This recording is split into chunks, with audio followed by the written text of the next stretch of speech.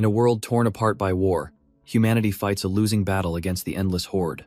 It's hard to believe that just 1 year ago, I was still one of them, a human. But now, I stand before my legions as the Lord of Monsters. It all started a decade ago, when dormant monster genes began awakening in the human race. Once those genes activated, the transformation was absolute, turning people into monsters. Their minds would be consumed by an insatiable hunger, controlled by some unknown consciousness. That is the story of how I became what I am today. A monster, and an accomplice to the destruction of the world. But no one ever considered that those who turned might have a shred of humanity left. And as another beast attacks, I prove them wrong, shielding the innocent from its wrath. But just then, a girl with crackling purple energy steps up, confidently telling everyone to leave this to her. She stands alone, a defiant figure before the colossal, flame-wreathed monster. As her friends call out her name, Shinkun, she focuses her power, ready for the inevitable clash. Yet when their attacks meet, she senses something strange. He's hesitating. She desperately calls out, pleading with him not to let the mutation completely consume his mind. For a brief moment, the colossal demon actually pauses, a flicker of conflict in his glowing eyes. Shinkun watches in disbelief, realizing he's truly holding back against her. A spark of hope ignites within her. A mindless monster would never act like this, and inside that beastly form, Hes touched, she still won't give up on him, even now. But the sentiment is lost, as a feral roar rips through the air, his monstrous instincts flaring back to life. Her hand meets his, a silent standoff between the girl and the beast she's trying to save. And in that moment, he finally understands she never once gave up on his humanity. Tears of relief stream down her face. She thinks she's finally gotten through to him. With a hopeful smile, she welcomes him back. But he gives a desperate warning he's at his limit. He can feel it slipping away as his monstrous creations begin to stir behind him. Their primal roars echo in his mind, fueling the beast he's struggling to contain. He screams her name, a final, desperate plea for her to keep fighting his inner demon. But it's too late. He can't control the monster anymore, his true self swallowed by rage. She hears her name whispered one last time, a pained farewell from the man she once knew. And with a roar of pure agony, the beast strikes down the only person who still believed in him. In that single, shattering moment, her world, and his mind, broke apart. The beast stands triumphant, having struck down the only person trying to save him. But even as she falls, her hand reaches out in a final, desperate plea. Her voice echoes in his head, begging him not to let the monster win. And seeing her broken form reflected in his own monstrous eyes finally snaps something inside him. The soulless, glowing blue of the beast's gaze begins to waver. A flicker of humanity returns, a pupil forming in the chaotic energy. He looks down at the girl on the ground, his voice barely a whisper as he remembers her name, Jiyu. But as he regains control, his own monstrous creations swarm in to finish the job. A protective fury ignites within him, and he turns his rage upon his own army. With a single, devastating swing, he unleashes his fury on the swarm. But it's too late. The mindless creatures are already descending upon the girl. He shatters one with his bare hands, a desperate attempt to clear a path. As more spectral horrors appear, he roars his hatred for all monsters who destroyed this world. He meets their charge head-on, his fists crashing against their ethereal bodies. But these new enemies are different, and their relentless assault begins to overwhelm him. He refuses to accept this, fighting back even as his form starts to disintegrate. His consciousness fades into darkness, his last thoughts filled with regret. And then, he jolts awake, screaming Ziyu's name, his mind reeling with confusion. He looks in the mirror, coughing, wondering why he's holding a bottle of cologne. He touches his face, his mind struggling to accept this human reflection as his own. His eyes land on a plastic bag, a strange, mundane anchor in his sea of confusion. Then he sees the receipt, and the date sends a jolt through him. June 15th, 2025. He knows this day all too well. It's the day before his genetic testing. The day before he was branded with the monster gene, ostracized, and treated like a ticking time bomb. But his dark memories are shattered by a woman's voice from the shower, teasingly asking about the other names he's been calling. He takes in the hotel room, a slow realization dawning on him he's been given a new life. A flustered blush creeps onto his face as he glances at the silhouette behind the glass. Suddenly, a sharp, insistent knock at the door breaks the strange atmosphere. He turns, his thoughts immediately snapping back to the one person who mattered, Jiyu. He glances at his phone, his expression hardening with resolve. This time, things will be different. The messages are from Jiyu, playfully teasing that his side chicks know he's in a hotel and are probably waiting outside. But he only sees her face, memories flooding back as he makes a silent vow to protect her in this life. He knows he can't change the monster gene inside him, but he swears he will control it completely this time. With a full year before his gene was supposed to awaken, he planned to make those who controlled him pay for everything. He thought he had it all figured out, until a sharp pain erupts from his chest, and glowing blue marks snake up his arm. His hand twists and contorts into a monstrous claw. This shouldn't be happening. The mutation is a year too early. Then it dawns on him an awakening can be triggered by extreme emotion, and the shock of his return must have been the key. Just then, the woman from the shower steps out, her voice filled with concern, asking what's wrong. He looks up, half his face already warped and monstrous. Looks like his grand plans just got moved up. He quickly turns his head, trying to hide the grotesque transformation spreading across his face. Forcing it back with sheer will, he knows he can only suppress it for so long. The gene's hunger needs to be satisfied before it goes on a rampage. But not like this. Not anymore. He grabs his jacket, determined to clear the romantic debts his past self racked up. He looks her dead in the eye and crushes her hopes, calling himself scum and saying they were nothing more than friends. And she's not the only one. He steps out to find a whole room of them, announcing that it's over for all of them. The women are stunned, but one with pink hair absolutely erupts, screaming that she's waited too long for him to just leave. In a flash, they're all over him, a desperate swarm of hands and voices pleading for him to stay. He shoves them back, finally yelling the dangerous truth he's a monster gene carrier, and he could kill them all by accident. But as he bolts down the corridor, they just chase after him, shouting that they don't care what he is. He escapes into the night air, running without a second thought. He knows better. They're all liars. He remembers how quickly they all vanished when they learned his secret. All except one. And there she is, Jiyu, the only one who has ever waited for him. She teases him about his broken heart, offering some medicine for his promiscuous nature. But he's done playing games, cupping her face and promising no more waiting, no more regrets. Leaning in close with a dangerous glint in his eyes, she gets flustered, asking what he's trying to do. But something inside him awakens a deep, visceral thumping in his chest, as the monster gene stirs with hunger. For a terrifying second, the monster inside claws its way to the surface, his eye glowing with primal light. He pulls back, forcing a smile and telling a confused Jiyu that he's just hungry and needs to eat. He dashes off into the street, promising to find her after he's dealt with this, leaving her calling after him. As he walks alone, he reflects on the grim reality. Only 5% of people are carriers like him, a fragile dam holding back total chaos. He knows society's so-called morality is a lie. They'd kill anyone with the gene out of pure fear. But right now, his own monstrous hunger is all that matters, and his eyes lock onto a potential meal. Just then, an explosion rips through the commercial district. Another mutant attack has begun. The street descends into chaos, with terrified civilians caught in the fiery aftermath, screaming for help. As hulking monsters corner a man, our hero simply stands by, a dark, unsettling smile on his face. The cornered civilian stares in disbelief, wondering why this hooded figure is just watching him die. Then, a desperate, cowardly plan forms in the man's mind. With a savage shove, he offers our protagonist to the beast, hoping to save his own skin.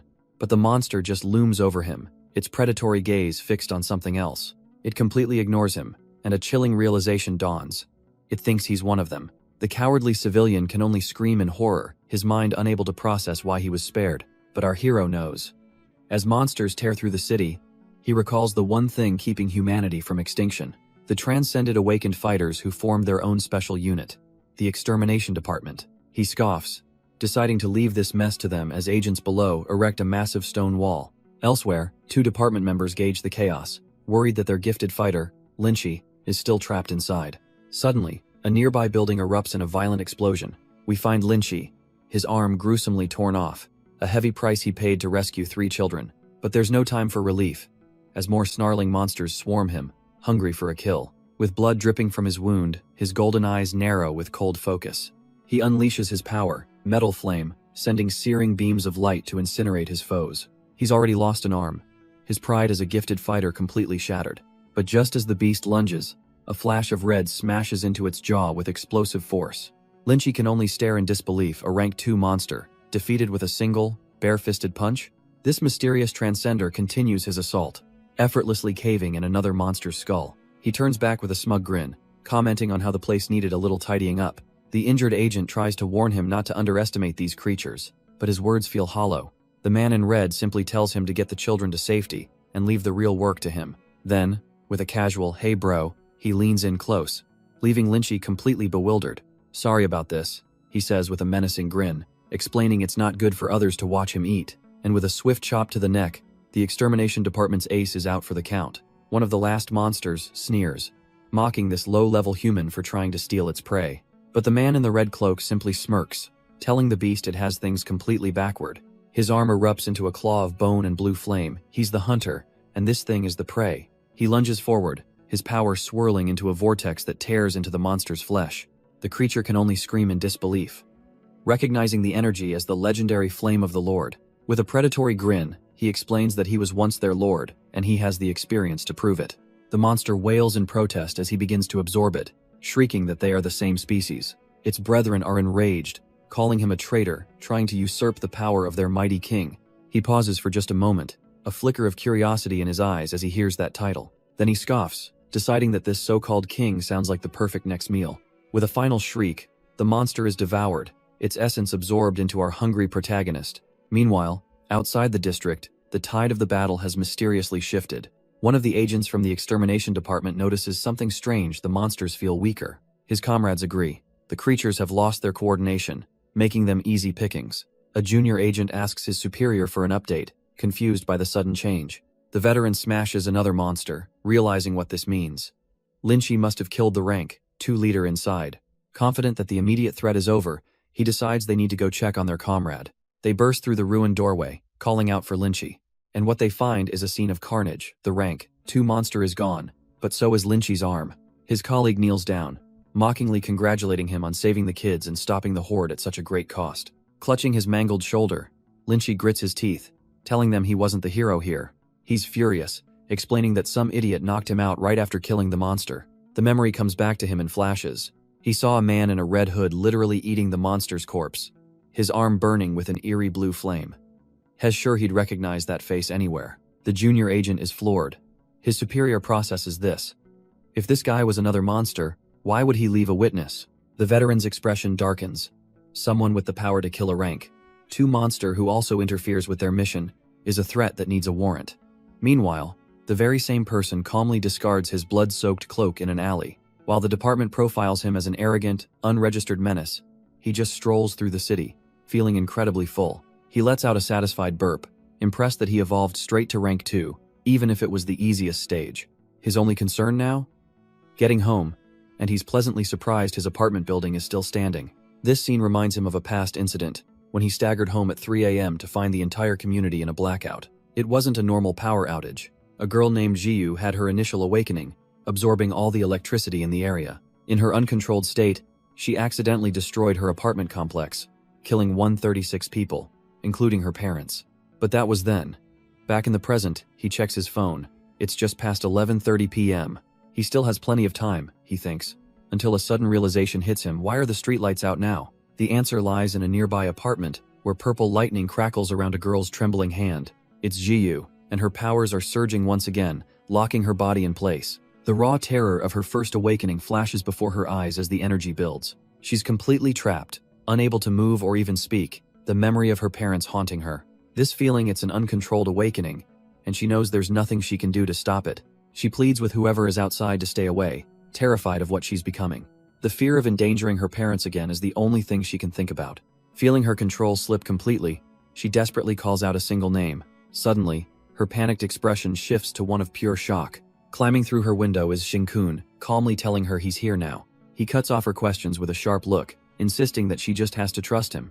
Seeing the unwavering confidence in his eyes, she can only nod in agreement. He moves in and grabs her, warning her not to scream and wake her parents. As he takes her hand, she feels the wild energy being drawn into his monstrously transformed arm. He quickly lets go, explaining he can't maintain contact, leaving her stunned but finally stable. Without another word, he grabs Jiyu and leaps straight out of her high-rise window. Her mind goes completely blank with shock. As gravity takes hold, she can only scream, convinced she's about to fall to her death. But then something whips past her, anchoring itself to the building with a solid thud.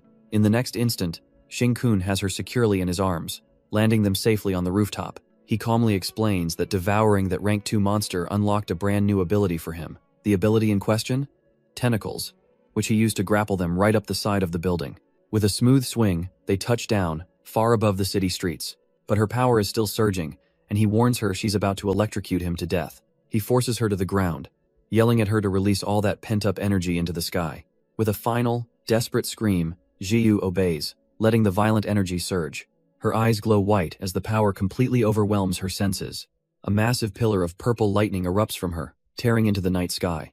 He watches the last of it dissipate, relieved they made it in time. As she recovers, her eyes fall on his left hand. now a monstrous, clawed appendage. He casually explains that he's mutated, but luckily, he's suppressed it to just one arm. She lunges forward, slapping a hand over his mouth, telling him he's an idiot.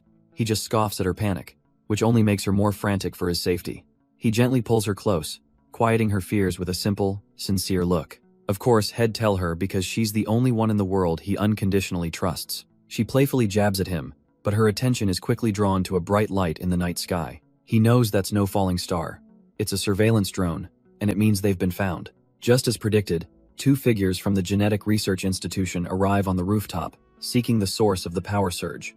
Without a moment's hesitation, he steps forward, calmly claiming that he was the one who released the energy. The lead researcher seems satisfied, instructing his assistant, Xiaolu, to prepare a reagent test for transcenders. He assumes the boy must have also awakened powers to survive the blast, and asks for a simple blood sample. But when they test the girl's blood first, the vial erupts in a blinding flash, a reaction far beyond anything he's ever seen.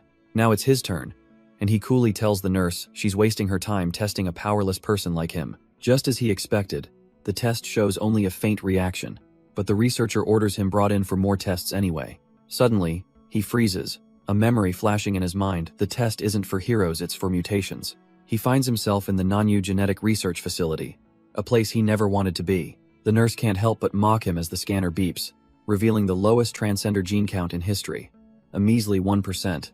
She notes how strange it is that he has such a powerful physique with so few genes, her eyes lingering a little too long. But he's not interested in the flattery, asking if he can just put his shirt back on. His mind races, was this 1% from his new monster, half, or from devouring another? It doesn't matter. This is his golden ticket. He asks Nurse Xiaolu if 1% is even enough, and she smiles, telling him the dean accepts anyone with a trace of power. She offers to handle his enrollment paperwork herself, a friendly gesture he cautiously accepts. But just then, the doors slide open as other researchers rush past, buzzing with unbelievable news. They're all scrambling to see the attribute test for a new world's number 1. Someone who just broke the record. And it finally clicks for him. He was so worried about his own test that he missed the chaos Zhiyu's results had caused. Sure enough, the entire observation deck is packed with researchers, all glued to the glass. They're watching Zhiyu inside a detection chamber, taking 500 volts of electricity without even flinching. He slips into the crowd, a faint smirk on his face as the others gasp at her 95% transcended genes. One nurse recalls a previous prodigy with 89% genes who could only handle 1000 volts, so they decide to push it. The voltage climbs past 800, but Zhiyu just stands there, looking utterly bored by the whole ordeal. It hits 1000 volts, and the researchers erupt in cheers, completely blown away by her power. But it keeps going 1200 volts, and their excitement turns to pure disbelief, wondering if she's even human. At a staggering 2000 volts, the technician has to ask if she's even okay. She just smiles back, coolly informing him that she doesn't feel a thing. The number continues to skyrocket past 2800, leaving the researchers to theorize that power must grow exponentially after the 90% mark.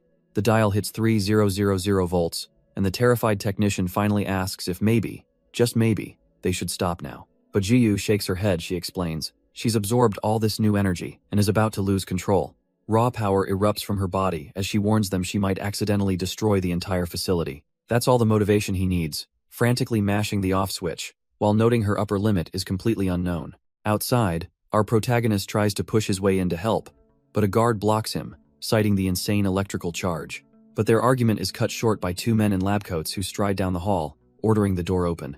The guard recognizes the older man as Dean Fan, who casually dismisses the danger and says his companion can help her. With a heavy clank, the reinforced door to the testing chamber slides open. The younger man, Shizai, saunters in, but Zhiyu quickly warns him to stay back, her power dangerously unstable. He just smirks, claiming he's arrived just in time as a ball of fire ignites in his palm, ready to help. His fire, he claims, is the perfect solution so she won't accidentally hurt anyone. With a slimy smile, he introduces himself as Fan Shizai, her future classmate at the institute. Outside, our protagonist glares through the glass, immediately seeing through this guy's pathetic moves on his girl. Zhiyu cautiously declines a handshake, warning him she's still crackling with dangerous, unstable energy. But Shizai isn't deterred in the slightest, smoothly brushing it off by saying they'll have plenty of time later. He decides to cut to the chase, getting to the real reason he came in here. He explains their new school group students into teams, before boasting about his own 90% high-quality genes. With a confident smirk, he formally invites her to join his elite team to secure the best resources. She seems to consider it, thanking him for the generous offer, only to cheerfully tell him she already has a partner, leaving him stunned. Shizai internally scoffs, convinced her partner's test results must be pathetic, and that she'll soon reconsider. But his smug expression vanishes as Jing-kun enters the room, and Ji-yu happily confirms they're a team. Just then, an imposing older man arrives, calling for Shizai and revealing their family connection. As he's led away, Shizai tosses one last look back, hoping she'll think about his proposal. Later, in an office, he complains to his uncle that they absolutely must recruit the 95% gene genius. His uncle's advice is chillingly simple. If an obstacle stands in your way, you remove it. And as if on cue, the dean receives a report on Shing-kun's test results. The lowest in recorded history, a mere 1%. He confidently tells Shizai not to worry about such a weakling getting in their way. Meanwhile, Shing-kun reveals a dangerous secret to Ji-yu about the side effects of his mutated hand. It craves flesh to stop it from rampaging, and she just cheerfully suggests they can find plenty of bad guys to feed it. Shing-kun tries to explain that her casual approach to feeding his monster hand is dangerously reckless. But their dark conversation is cut short when a nurse announces that Ji-yu's parents have arrived. Completely missing his concern, she bounces over, excited to share her good news with them. Before she goes, she turns back with a warm smile, just happy they'll be classmates again. Ji-yu thanks the nurse and heads out, leaving the poor woman a little flustered. After she's gone, Shing-kun notices the nurse looks incredibly dejected and asks what's wrong. With a heavy heart, she has to deliver the devastating news. His school enrollment was rejected. His eyes flash red with disbelief. He was promised that anyone with awakened genes could join. The nurse collapses onto the bed, just as furious as he is, cursing the logic of the higher-ups. But she's not giving up, clenching her fist and vowing to help him apply again and again until it works. He just smiles, telling Nurse Yahello not to worry. He doesn't want her getting in trouble over him, but inside, his resolve hardens.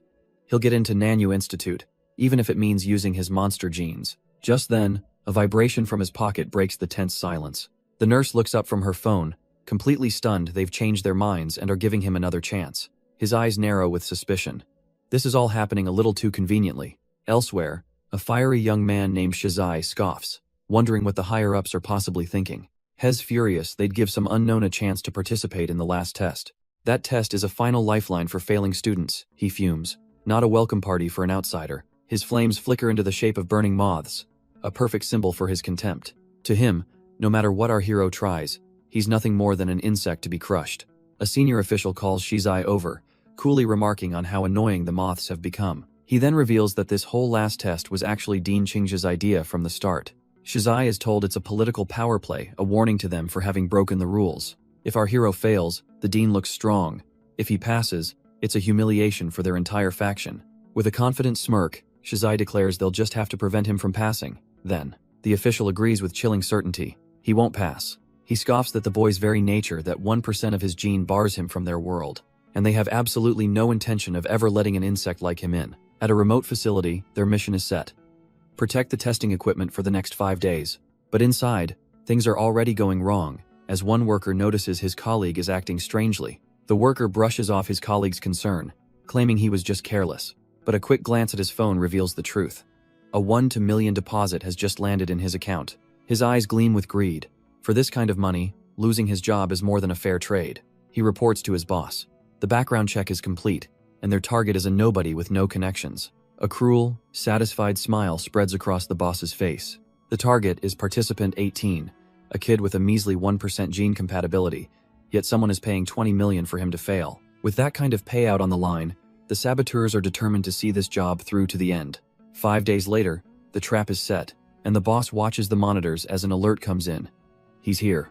On the screen, a bewildered-looking kid gawks at his surroundings, completely out of his element. The boss leans in, ready to observe the unlucky bastard he's about to ruin. The boss scoffs, looking at the kid on the monitor. He looks like he hasn't eaten in days and will die instantly. And he's right, because our boy is so hungry his vision is starting to blur. All of his stored energy is gone, and a terrifying thought crosses his mind. The people around him look delicious. An announcer lays out the grim reality. 3 hours, 3 life, or death matches, and only 3 tickets back to the Institute. He pauses with a smirk, as if he almost forgot something important. There are 18 of you today, he declares, revealing the dean specially allowed 1 extra participant. Every single head in the room swivels to stare at the lone, scrawny-looking newcomer. The announcer grins, reminding them it's still only 3 tickets, and they'll have to fight monsters to get them. Immediately, the other participants are furious, convinced the test is rigged and deciding to use the new kid as monster bait. He hears their whispers, a faint smile playing on his lips. He's already made enemies, and that just means more food. A bead of saliva drips from his lip. His monster instincts are screaming, but he forces them down. He can't eat people. A smug worker leads him to testing chamber 18, and he can already tell this was all done on purpose. He glares at the man, whose feigned innocence isn't fooling anyone.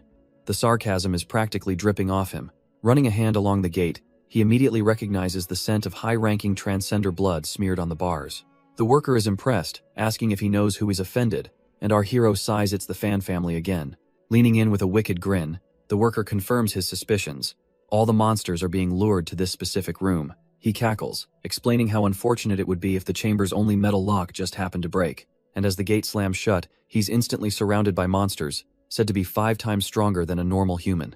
The worker's taunts echo in his mind, promising hell be torn to shreds, a delicacy for the beasts. But then, the man points, offering him a single, desperate chance at survival. Hess told there's an escape door right behind him, a safe path out if he gives up on the test.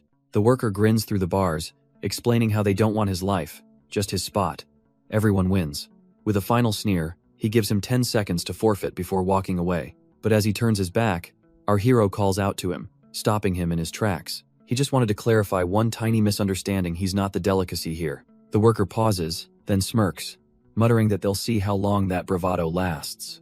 He confidently strides back into the main control room, leaving the hero to his fate. He knocks on a private office door and is immediately told to come in. Reporting to his boss, he confirms everything is going smoothly, assuming their target is shaking in his boots. The boss leans back with a satisfied smirk, revealing the monsters were set to arrive in 10 seconds anyway. The worker bets his boss $100 that the kid will give up in 5 seconds, but the boss just laughs, raising the stakes that he'll be gone right after those 5 seconds. High above the testing arena, the ceiling hatch groans and begins to slowly slide open. A trio of ravenous, muscle-bound monsters roar as they peer down into the chamber. With the final test now officially underway, they leap down, landing with heavy thuds. The 2 saboteurs grin, ready to enjoy the show and begin their little countdown. But their jaws drop when they see the hero calmly walk out of his safe room.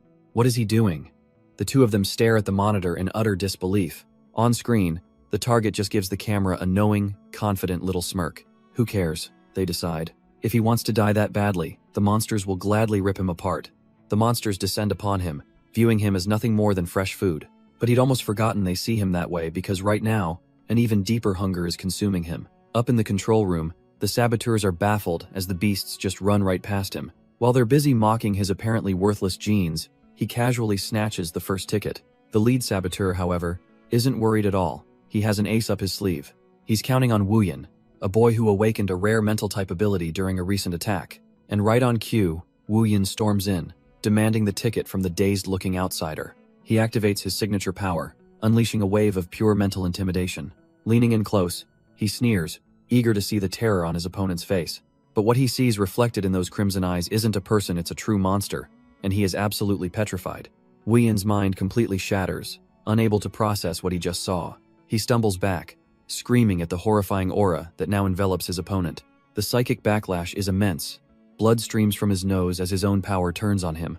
He finally understands this isn't a human. Has a monster far greater than any in this arena.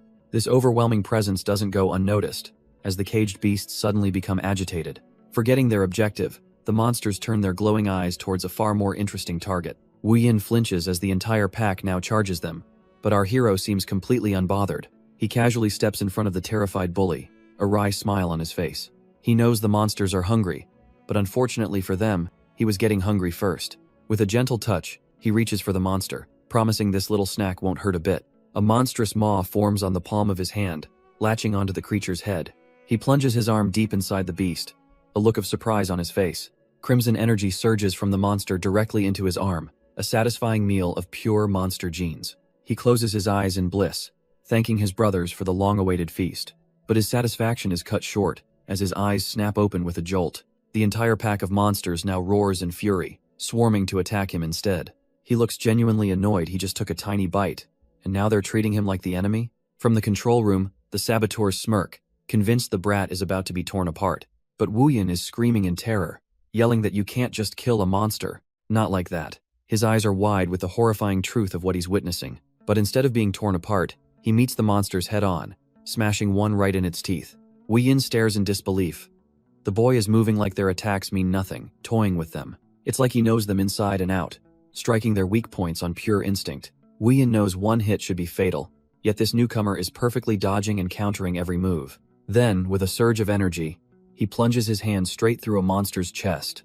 A glowing monster core appears in his hand, and his own eyes flare with a strange light. Without a moment's hesitation, he rips through a second monster just as easily. Wu Yin realizes this can only mean one thing. This guy must be a veteran who has killed countless monsters. Up in the control room, the bribed worker starts to panic, asking his boss what they should do now. The boss simply puts his hands together with a sinister smile, telling him not to worry.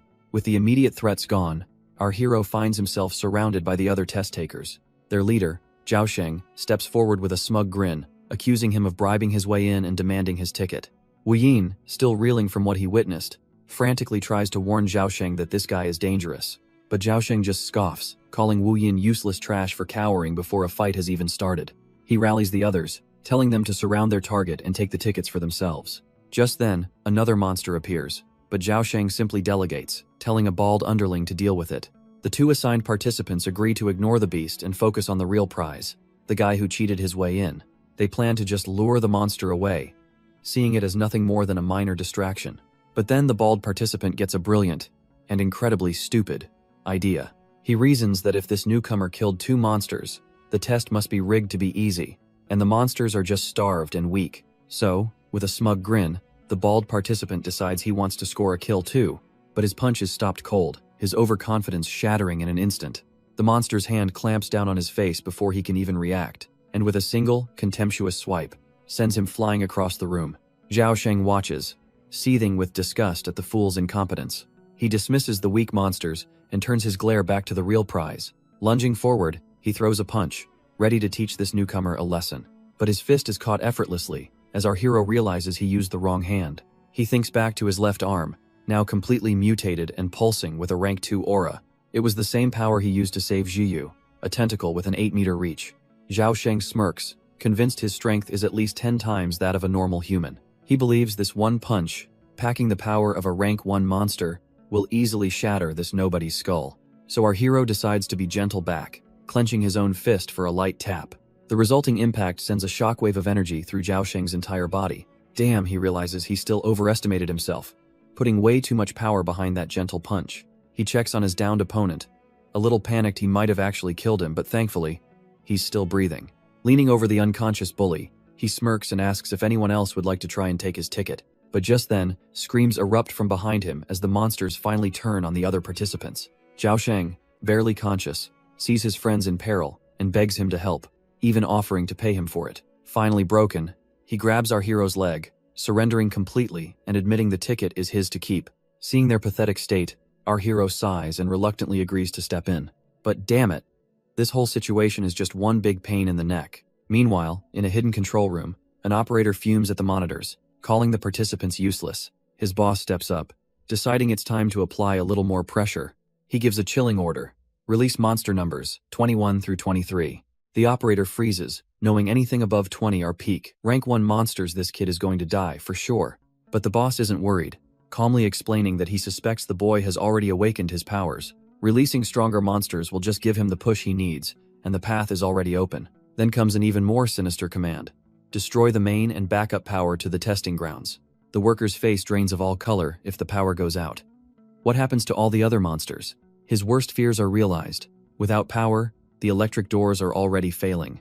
And if the main release gate opens, dozens of rank 1 monsters, including 10 peak-level beasts, will swarm the arena in an instant. The participants will be torn to shreds, with no chance to even hit their emergency escape buttons. The worker frantically backs out, telling his boss he can't do it, this is a death sentence if they get caught. But the director calmly reminds him this order comes from the infamous fan family, and they don't take kindly to failure. He leans in, a sinister glint in his glasses, promising he'll make sure the worker avoids any punishment. As an added bonus, he offers 10 million and a clean escape from the city. All he has to do is say yes. Greed washes over the worker's face, and with a sweaty smile, he agrees to the plan.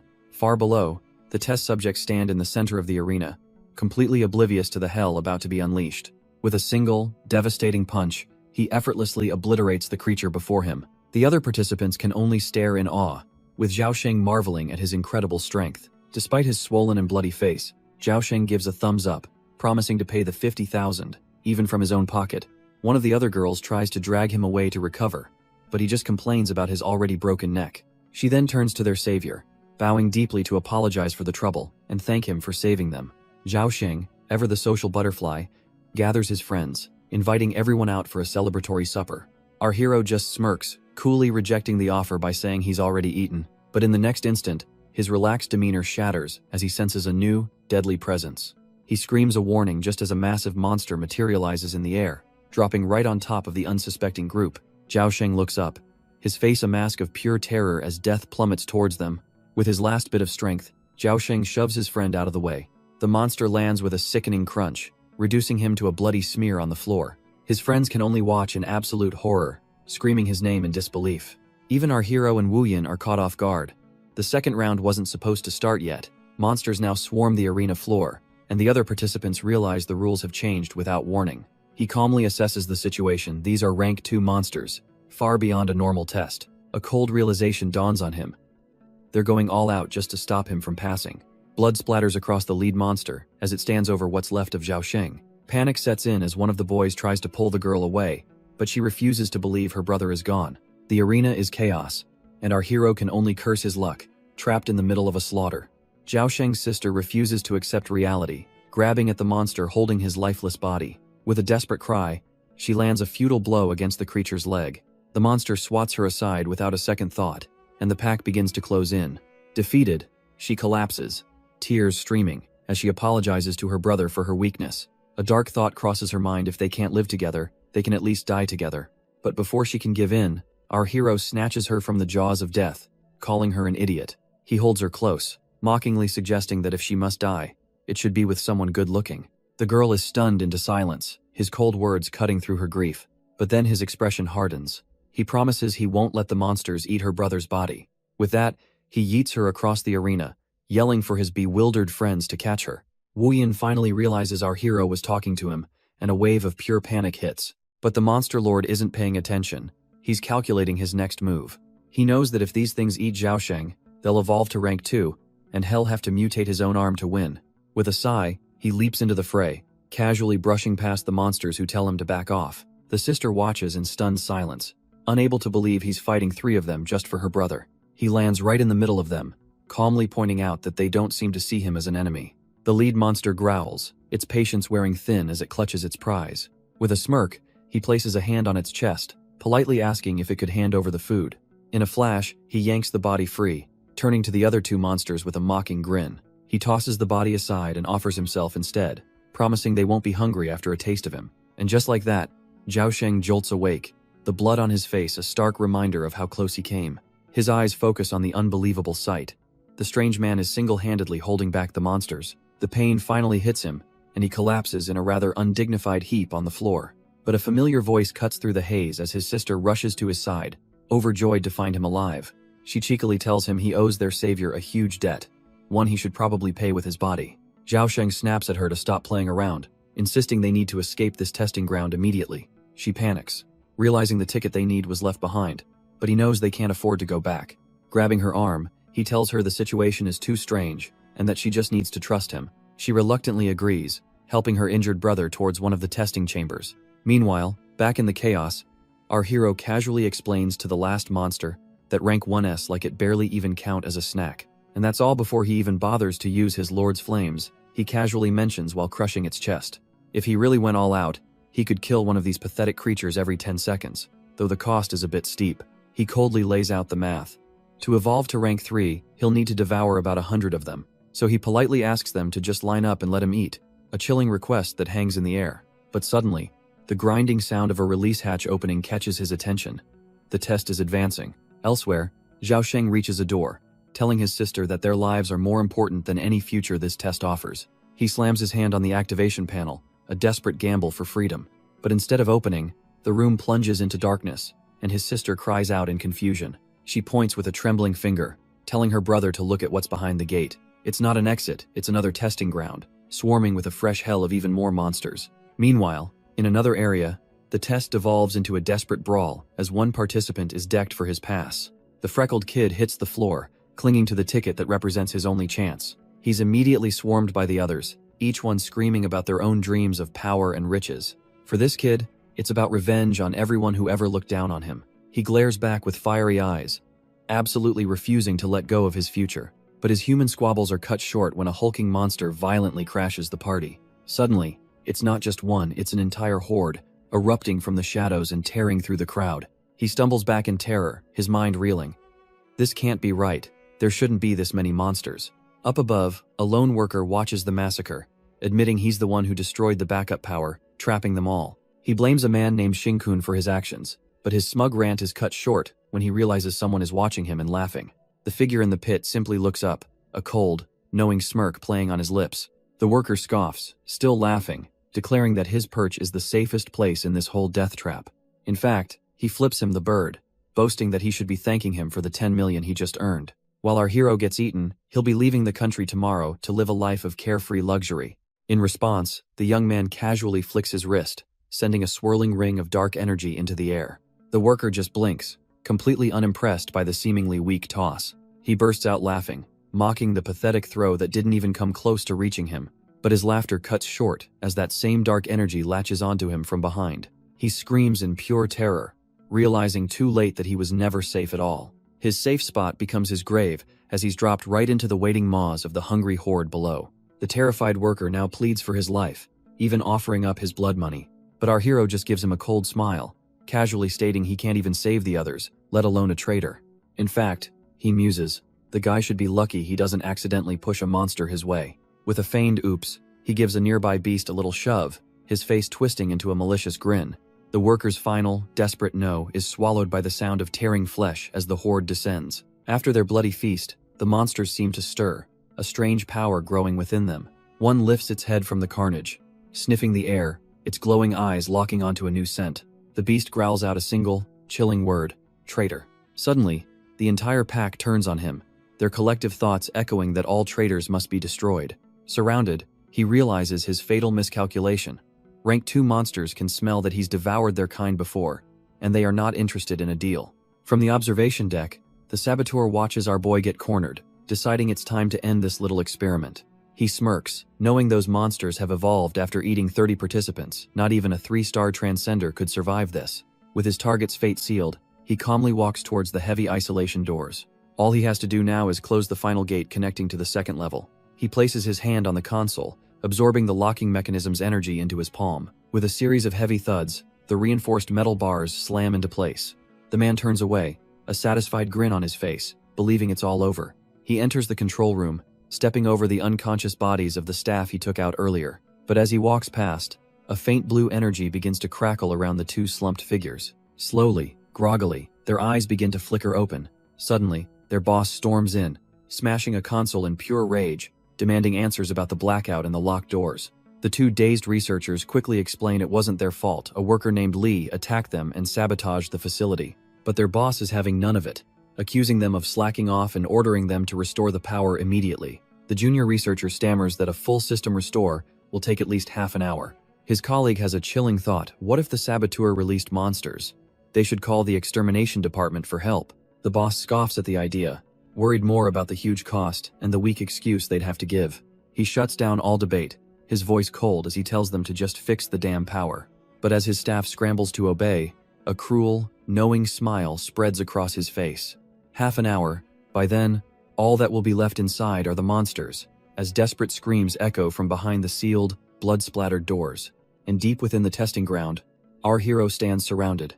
The grim reality setting in a blackout. No cameras, locked doors, this was a setup. But instead of fear, a cruel smirk crosses his face. He should thank them for this opportunity to finally transform without any worries. He calls out to his fallen comrades, asking them to watch him one last time as he bids them farewell. With a roar, he unleashes the flame of the Lord, a torrent of blue energy that incinerates the monstrous horde around him. He lets out a satisfied burp, realizing he ate way too much. The energy he absorbed from them was immense. It must be because they ate so many unawakened participants. But he feels no guilt. He'll consume anything to get strong enough to fight the demon god. A surviving monster howls in rage, branding him a traitor for turning on his own kind. He just glares back, telling it to shut up. He clarifies that he wasn't talking to the monsters. He was addressing the original owners of those stolen bodies. With pure venom in his eyes, he calls them parasites and foreign intruders, vowing to kill them all and destroy their so-called king. But as his fury peaks, he feels a sudden jolt. A new power surging through him, his left hand is evolving again. He realizes that with all the energy he's absorbed, his evolution to rank 3 has begun. His past life's knowledge floods back, explaining that this evolution starts in the brain, forming a network. But a horrifying realization hits him. This connection is a two-way street.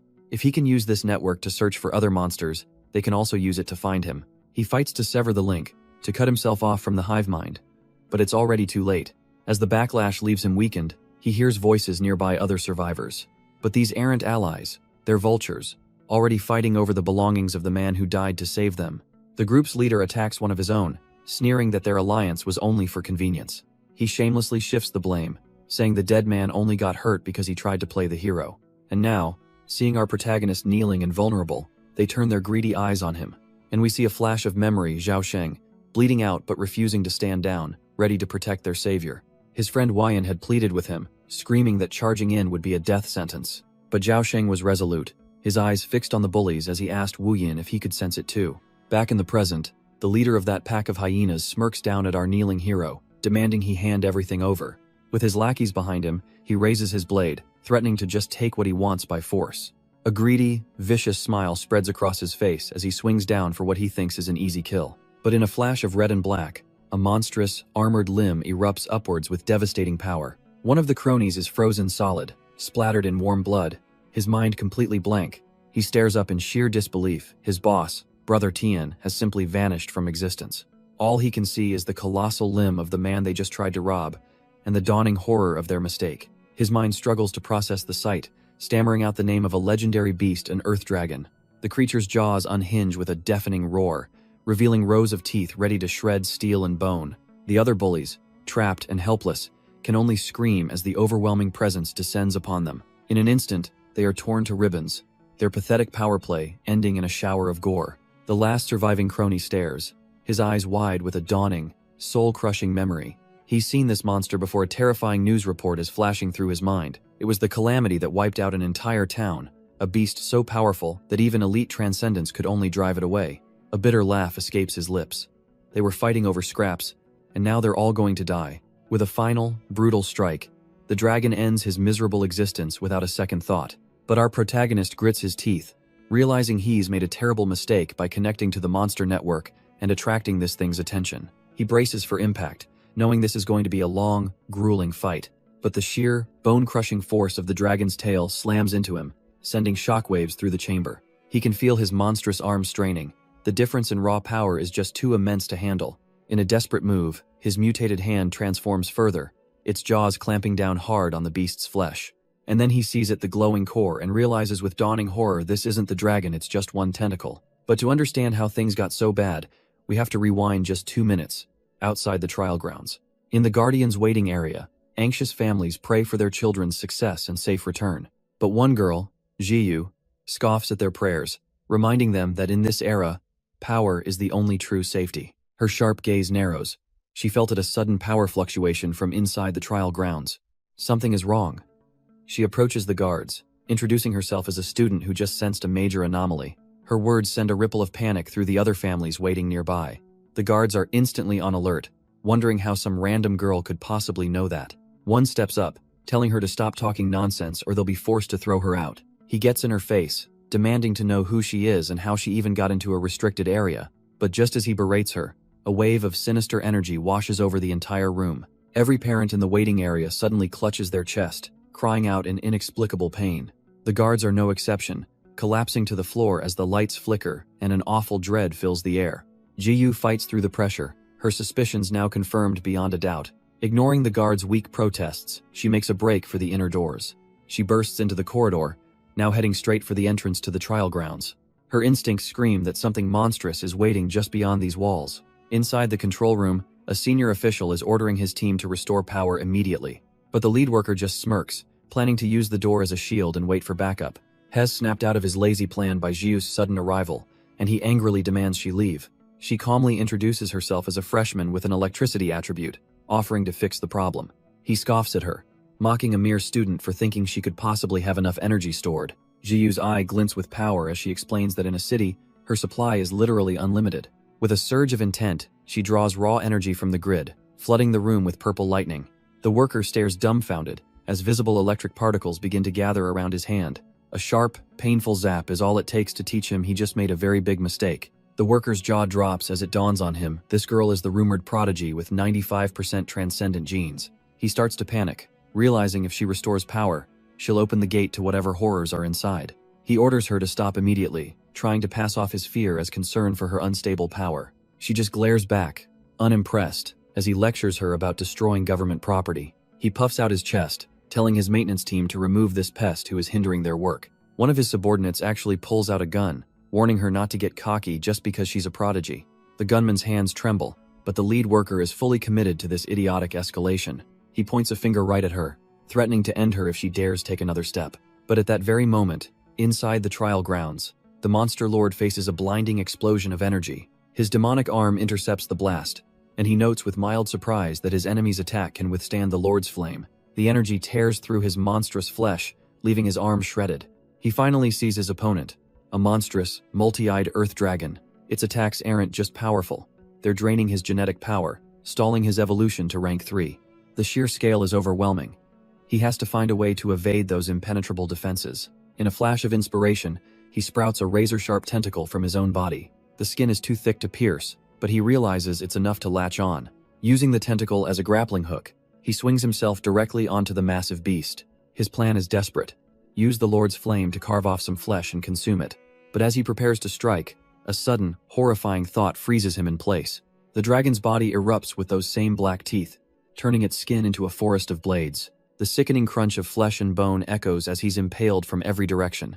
But even skewered on the beast's hide, he refuses to die, roaring as he unleashes maximum power. With a final, desperate cry, he pours every ounce of the Lord's flame into the dragon's body. The colossal beast shrieks, its insides burning as his gambit actually starts to pay off. Meanwhile, a smug worker muses about a certain girl with powerful genes, feeling that familiar, unsettling presence. His confidence shatters in an instant, replaced by pure terror as he whips out a gun. Panic takes over, and he blindly opens fire. One shot, then another, filling the air with the sound of his fear. But the bullets hang suspended in the air, caught in Jiyu's crackling purple energy field. She glances back, unimpressed, thinking how lucky she is that the terrified fool missed. But as she stands there, wreathed in purple light, he realizes it wasn't luck at all. It was a calculated move, a powerful magnetic field she created just by circulating her own electricity. This is the power of a 95% transcended gene carrier. She's practically inhuman. The worker can't comprehend it. Electricity isn't supposed to be an extension of someone's will. And even more terrifying is the fact that she's still standing, completely unfazed by the monstrous aura below. He suddenly remembers those with extraordinary genes have a natural resistance to the pressure from monsters. With the facility's power now restored by her own hand, the floating bullets around her shatter into dust. Her eyes narrow, her voice cutting through the silence as she orders them to open the door. Meanwhile, up on the second level, the director is in a full-blown panic about the system failure. He yells at his team to fix the power, only to be told that it's already back on.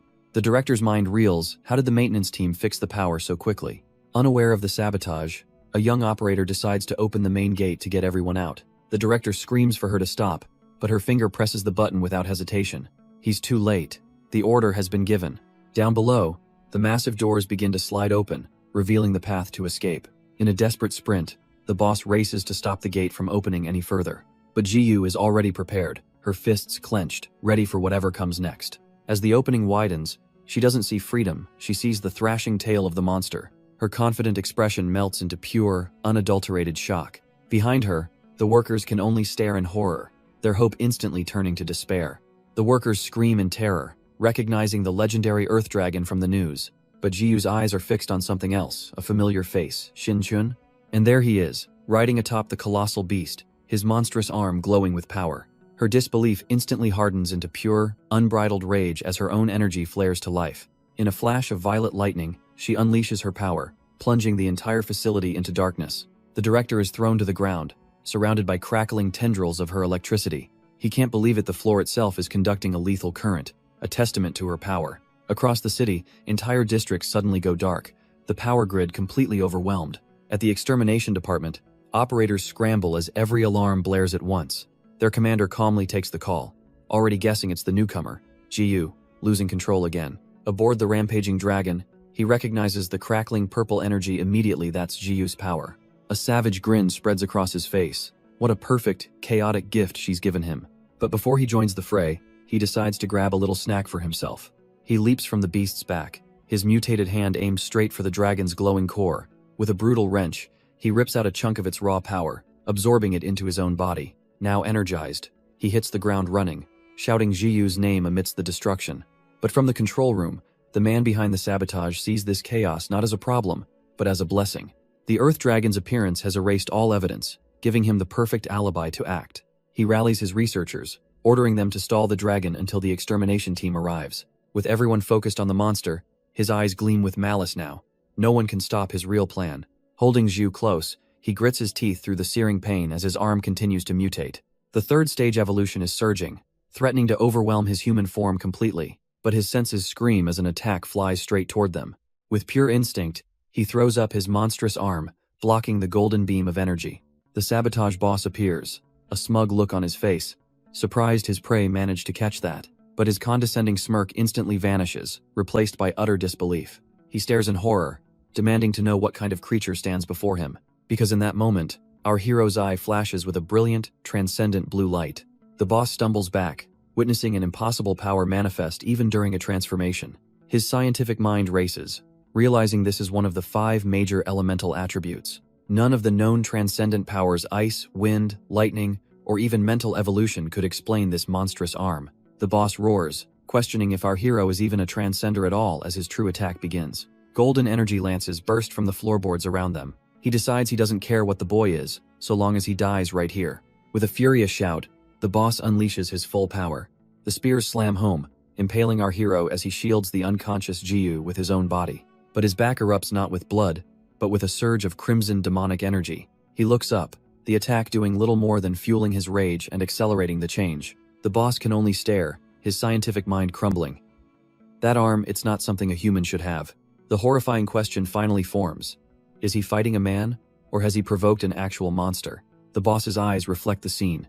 His metal rods have pierced their target. But his victory turns to ash as he sees an impossible blue flame melting his attack away. A sudden, terrifying thought stops him cold. There's only one other explanation, but that's impossible. Only monsters of rank 4 and above can possess elemental attributes. The monstrous arm swings, unleashing a torrent of raw, untamed energy.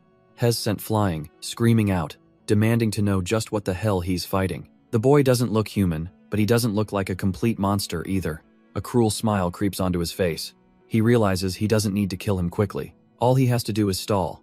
Let him rampage. The exterminators will arrive and put down the monster for him. But our hero grits his teeth. Evolving to rank 3 is proving far more difficult than he ever imagined. He realizes with dawning horror that this is the same power as Black Tooth. If he doesn't tame it now, he'll never be human again. With a roar of defiance, he swings the monstrous arm, unleashing its chaotic energy. The smug official raises his defense, confidently summoning a golden shield to block the attack.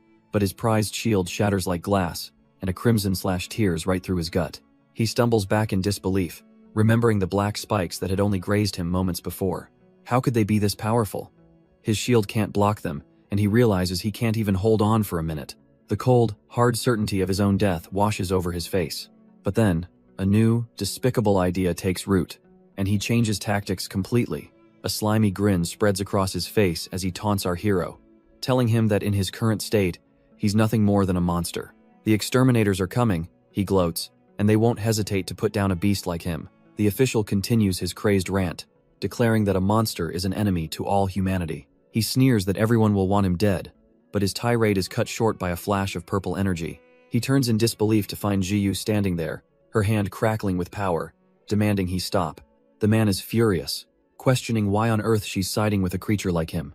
But with a glare that could cut steel, she makes her position perfectly clear. He is not a monster, he is Xing Kun, and with that, she blasts the official with a torrent of lightning. Inspired by her loyalty, our hero looks down at his own monstrous hand, his resolve hardening.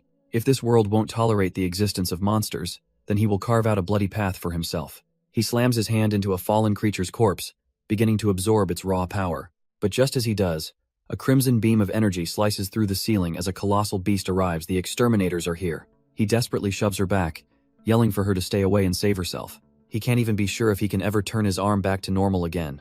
But Jiyu doesn't hesitate for a second, grabbing his monstrous arm and holding on tight. She looks him dead in the eye, declaring that she'll follow him, even if he's headed straight to hell. A faint smile crosses his lips.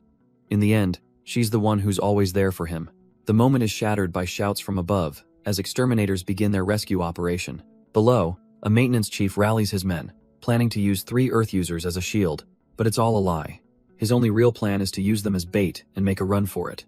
Before he can even turn, the beast strikes, tearing through the workers in a flash of gore. The researchers can only watch in horror as their human shields are obliterated in a single blow. With their director gone, the researchers realize they're trapped with the monstrous Earth Dragon. The beast's armored jaws grind together, charging up a devastating beam of red energy. It unleashes a wave of pure force, sending bodies flying and scattering the survivors. An immense pressure bears down on them, crushing their will to even stand. This is the end. One researcher looks up in horror as the monster prepares to fire again, knowing they can't even run. But through the panic, her eyes catch a flicker of movement. Something new has arrived. A lone woman stands there holding a bright pink pipe, a beacon of hope for the desperate staff. She coolly identifies the towering monster, an earth dragon, and doesn't even flinch. Her strange weapon begins to glow, crackling with an intense surge of blue energy. And with a mighty swing, she reveals her true motivation. This beast just interrupted her blind date. The researchers cry out in terror, certain her wild attack is about to wipe them out along with the monster. But the shimmering blade of water phases right through them, a stunning display of absolute precision. It smashes into the Earth Dragon, and they finally comprehend the power before them. This is a 4-star transcender. The beast roars, however, not in death, but in rage as its grievous wounds begin to rapidly regenerate. In a moment of dawning horror and awe, the female operator realizes exactly who has come to save them. She is Shang Guangsu, the strongest guardian of the institution, and she calmly tells everyone to leave it to her. Stepping forward, she orders the terrified staff to evacuate and brief the incoming exterminators on the situation. But elsewhere, inside the chaotic testing facility, a far more personal crisis is unfolding. Jiyu looks at our hero's grotesquely mutated arm. He can't change it back, not without some time. So she points him toward a cell to hide, promising to buy him every second he needs. As Jiyu yells for the exterminators, creating the perfect diversion, our hero hides in the shadows. He realizes he has to compress this raging rank 3 power to regain his human form.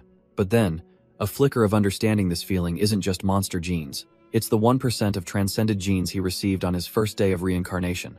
A dormant power, now awakened and hungry, absorbing the genes he devoured earlier. He realizes he can use this to stabilize his chaotic transformation and control his own evolution. He'll start with the very foundation of his body, his bones. The raw strength coursing through him is far beyond what he'd anticipated.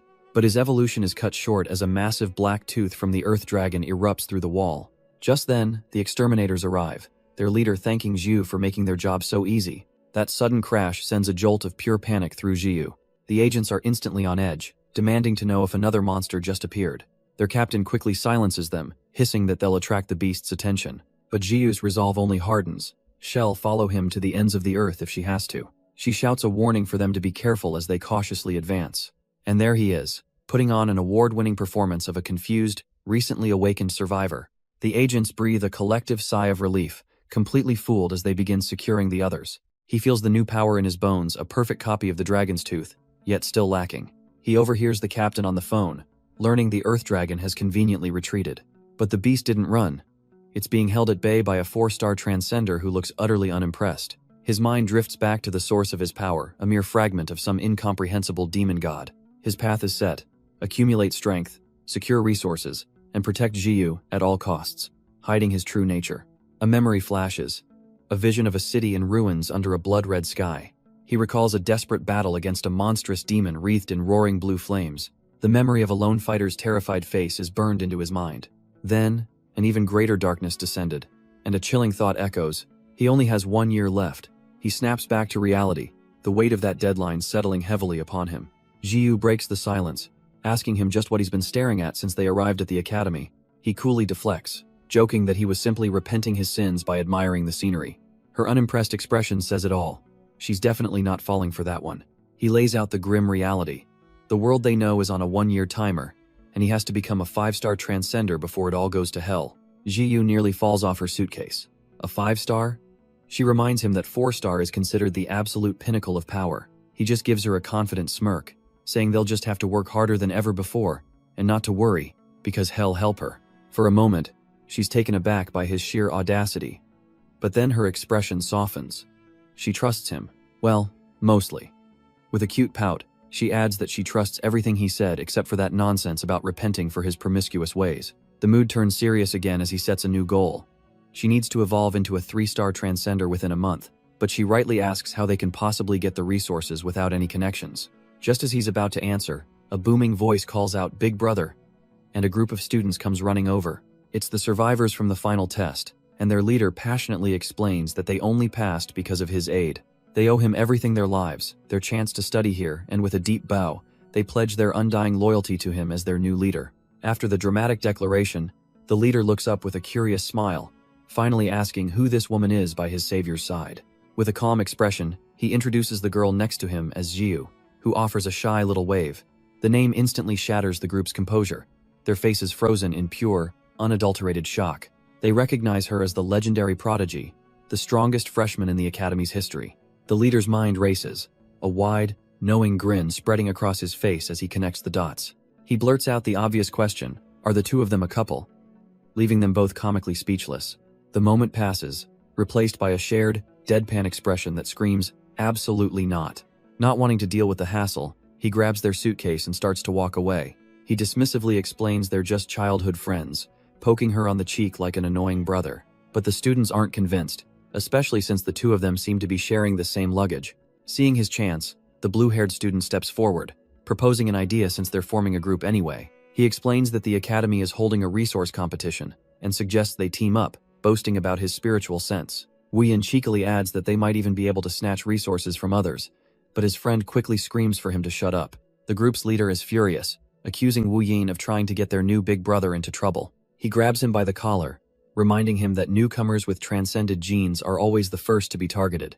And this year is especially dangerous, with a prodigy who has an 88% gene score leading the hunt against anyone under 50%. The leader admits with a heavy heart that he's a prime target, with his own gene score being a mere 39%.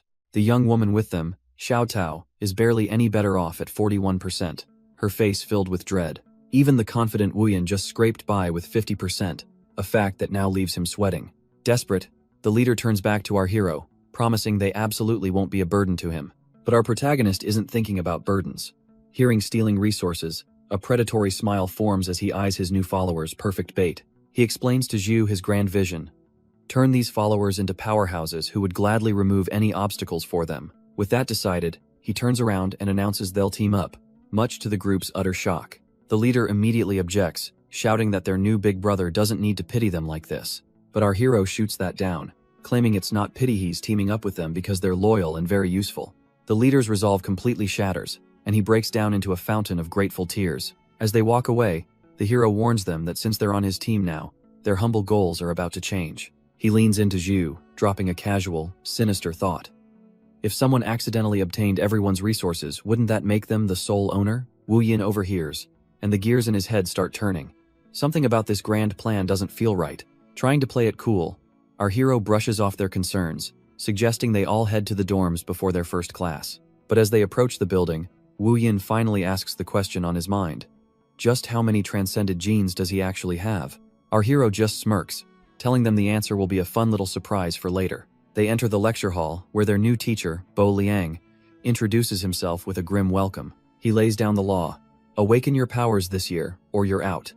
He then calls out Wu Yin, unimpressed by his weak-assed 50% gene count. The teacher's eyes scan the room, coldly reading out pathetic numbers 39%, 41%, a class of failures. Suddenly, the team's loudmouthed leader shoots up, proudly announcing his return to Teacher Bo. As the teacher dismisses the unawakened, the leader just laughs, completely missing the point and vowing to do his best. He leans over to our hero, explaining that this teacher's deal is to call anyone under 50% by their number, not their name. Meanwhile, Teacher Bo adjusts his glasses, remarking to someone that this generation of students is quite special. He announces to the class that the student with the highest transcended gene count in history is right here among them, and all eyes turn to Jiyu. But the real shock, he says, isn't the genius, but the fact that there's also a student with a gene percentage of only 1%. Teacher Bo wears a cruel smile, inviting the student with a 1% gene count to stand and introduce himself. A sly-looking student in the front row watches with interest, wondering who this absolute loser could be. The classroom erupts in whispers, students unable to believe someone could have a number that low. Our hero's new team leader looks on in horror, realizing that whoever it is, they're about to be bullied relentlessly. And then, our boy stands up with a defiant smirk, leaving his new friend absolutely speechless. The teacher is visibly stunned. A 1%er who's already awakened? This wasn't part of the plan. A glint appears in his eye as he adjusts his glasses, calling the boy, Shin-kun, to the stage to assist in a lesson. Shin-kun strolls down, coolly asking if there's a reward for his help, and the teacher promises an extra share of resources. But he warns him not to get too excited because a weakling with double the prize will become everyone's favorite target. The lecture begins, with the teacher explaining elemental powers, all while the entire class glares at their new prey on stage. The teacher explains that the first step is to learn how to store external elements within their own genes. By molding these genes into a perfect battery, he says, they will finally become a one-star transcender. And for his demonstration, he reaches for a prop with a smug grin. He hoists a heavy metal bar, explaining that a transcender's gene content limits how much they can control. With a sharp crack, he breaks off a tiny shard, claiming this is the pathetic amount a 1%er could hope to influence. He hands the piece to Shin-kun, mockingly telling him he can play with this for a while. But as our hero holds the metal, a stunning realization hits him: this is the very power high-level monsters evolve to gain. The teacher continues his lecture, explaining that everyone has a genetic chain that can mutate towards monster or human. He preaches that the percentage of transcended genes dictates their entire future, and that's just how the world works. He even points out the class elites, like Jiyu, who can withstand 3,000 volts of electricity, to highlight the massive power gap. Bo Liang continues, stating that a 100% carrier would be a god, while the weak are simply insensitive to the elements. But our hero cuts him off with a casual question, asking if the teacher meant something like this. A brilliant golden spike of energy forms in Shin-kun's hand, leaving the teacher utterly speechless. He can't believe it was his awakening, a 1 in a million fluke. Or is there more to this kid? Recovering his composure, Bo Liang decides to teach him another lesson: the overwhelming difference between 1% and 80%. He compares it to a 1 on 80 gang-up, a fight you just can't win. A tidal wave of golden energy erupts from the teacher, completely surrounding Shin-kun. Bo Liang smugly declares that weaker powers will always be crushed, telling the boy to learn his place. The other students watch in awe and shock, some smugly, others with genuine concern for the public beatdown. But instead of fear, Shin-kun just smirks, his eyes glowing with a dangerous red light. But Shin-kun remembers a different timeline, a moment where this same teacher sacrificed himself to save his students. A bead of sweat rolls down Bo Liang's face. Why is this? Why is he feeling pressure from a 1% carrier? Shin-kun feels the golden energy wrap around him, amused by the teacher's attempt to intimidate him with his genes. Little does he know, Shin-kun's genes have already devoured others and are backed by 99% monster power. Still, it's best to lay low for now. No need to attract trouble from the other students by showing off. So he puts on a show, flailing dramatically and crying out that he can't hold on. Admittedly, the acting is a bit much. Bo Liang sees right through it. He realizes with a jolt that his pressure had no effect, and the boy just let him win. While the class erupts in cheers for their awesome teacher, Bo Liang knows he barely saved his own reputation. He stares at the boy, a new understanding dawning. This kid has secrets, and he's smart enough to hide them. Clearing his throat, the teacher thanks Shin-kun for the demonstration, ending the lesson on the school's brutal philosophy: winner takes all. With the lesson over, Bo Liang officially announces the start of the freshman resource competition. But before it can begin, a voice cuts through the crowd, calling out Shin-kun specifically. This new challenger smirks, telling everyone he heard Shin-kun plans to take all their resources for himself. He leaps from his seat to confront our boy, openly mocking his audacity given his measly 1% gene rate. He introduces himself as Yu Seong, a water transcender with a whopping 85% gene count, sarcastically admiring Shin-kun's effort. Then, he extends an offer, a special exception to let this weakling join his elite group. Yu Seong is gathering all the top students, anyone with over 60% genes, to form an alliance of the strong. His real plan, however, is to use Shin-kun to get to his friend Jiyu, the girl with the highest gene rate in history. With her on their side, he explains, they can consolidate all the resources from the weak, putting them to better use. Shin-kun finally looks up from the condescending lecture, a slight smile on his face, and calls the entire idea hilarious, stunning Yu Seong into silence. He calmly calls Yu Seong out, saying that for all his talk, he's just another bully preying on the weak. The comment hits a little too close to home, and Yu Seong absolutely loses it. He explodes, ranting that our boy is just 1% trash who only passed because Jiyu carried him. But Shinkun just smiles, knowing He's completely gotten under the guy's skin. Flustered and furious, Yu Xiong can only point and shout a pathetic "just you wait." He vows that his alliance of the strong will seize every last resource from the weaklings, to which Shinkun gives a goofy double thumbs up, wishing him the best of luck with his little plan. Even the instructor, Bo Liang, asks if he was trying to provoke him, but Shinkun plays innocent. Deciding to ignore the drama, Bo Liang adjusts his glasses and finally kicks things off. He begins the freshman resource competition, handing out tokens and giving 2 directly to Shinkun. The rules are simple. They have 1 hour inside the forest, and they are forbidden to leave. But as soon as the event starts, some of Shinkun's group try to leave to join Yu Xiong's alliance, only for Wu Yin to refuse. His former ally is furious, demanding to know why he's backing out now. Wu Yin explains that he has to be realistic. His gene rate is only 49%, and the alliance made an exception to let him in. The other student argues that Shinkun is strong, but Wu Yin dismisses him as just a 1% nobody. Besides, he never expected their leader to be so reckless as to challenge the entire alliance from the get-go. He's branded a traitor, but Wu Yin just calmly states that everyone has to choose their own path. And looking at the sheer number of powerhouses staring them down, it's almost understandable why He'd lose his nerve. One of the bullies smirks, telling Shinkun to enjoy his last moments of laughter before their leader returns. Yet, our boy simply smiles back, thinking to himself that bullying the weak won't take long at all. The leader of the bullies scoffs at the accusation. This isn't bullying. It's just efficient resource management. And across the forest, we see exactly what that efficiency looks like as a lone girl runs for her life. She ducks behind a tree, catching her breath, thinking she's finally put enough distance between them, but a voice sneers from behind her, Yu Xiong, boasting that no one can hide when their bodies are 70% water. He envelops her in a suffocating sphere of water, but she desperately holds on, refusing to give up her token. He simply tells her to blame her own weak genes as the water fills her lungs, forcing her to finally submit. With her token secured, he leaves the defeated girl on the ground and immediately sets his sights on the next target. This isn't a one-time thing. He's a predator on the hunt, quickly overpowering another helpless student. And he's not alone. All over the training grounds, the strong are preying on the weak. The alliance is working in teams, brutally beating down anyone who isn't with them for their tokens. Just as Yu Xiong is relishing his hunt, he's interrupted by a calm voice, belonging to none other than Fan Shizai. Perfect.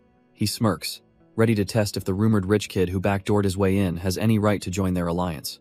Shizai just smiles back, admitting he was thinking the exact same thing.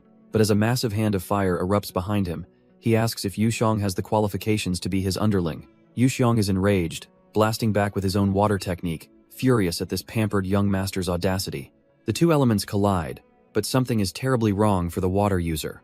Shizai's flames don't just resist, they completely evaporate his black marsh attack, leaving Yu Xiong in stunned disbelief. Elsewhere, the rest of the alliance has finished their harvest, rounding up the last of the weak, who can only curse them. Their leader simply mocks them. This is a dog-eat-dog world, and they should have just been stronger. Now, they've herded everyone together, just waiting for Big Brother Yu Xiong to return for the final reaping. Suddenly, the bully leader feels a strange energy in the air, recognizing it as electricity. His eyes dart over to Jiyu, immediately realizing the 95% gene carrier must be responsible. He won't let her get away with it, rushing forward to shut her down before she can act. But his punch is stopped cold, intercepted by an open palm that appears out of nowhere. It's our hero, effortlessly holding him back while asking Jiyu for a status update. She needs 1 more minute. The bully struggles, sweat beading on his face.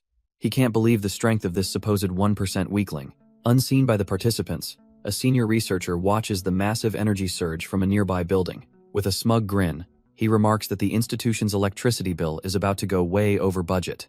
Back in the forest, our hero tells Jiyu that since they're exposed, she should just get ready to fry them all. The bully leader panics, but his own ally just screams at him to stop kneeling and take the guy down. Jiyu explains she can't fire, yet there's still 1 more target she needs to locate.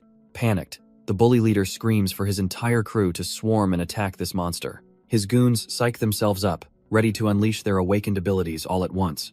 Our hero asks who she's looking for, and Jiyu reveals she's hunting a guy named Yu Xiong. A moment later, a bolt of purple lightning flashes through the woods. She's found him.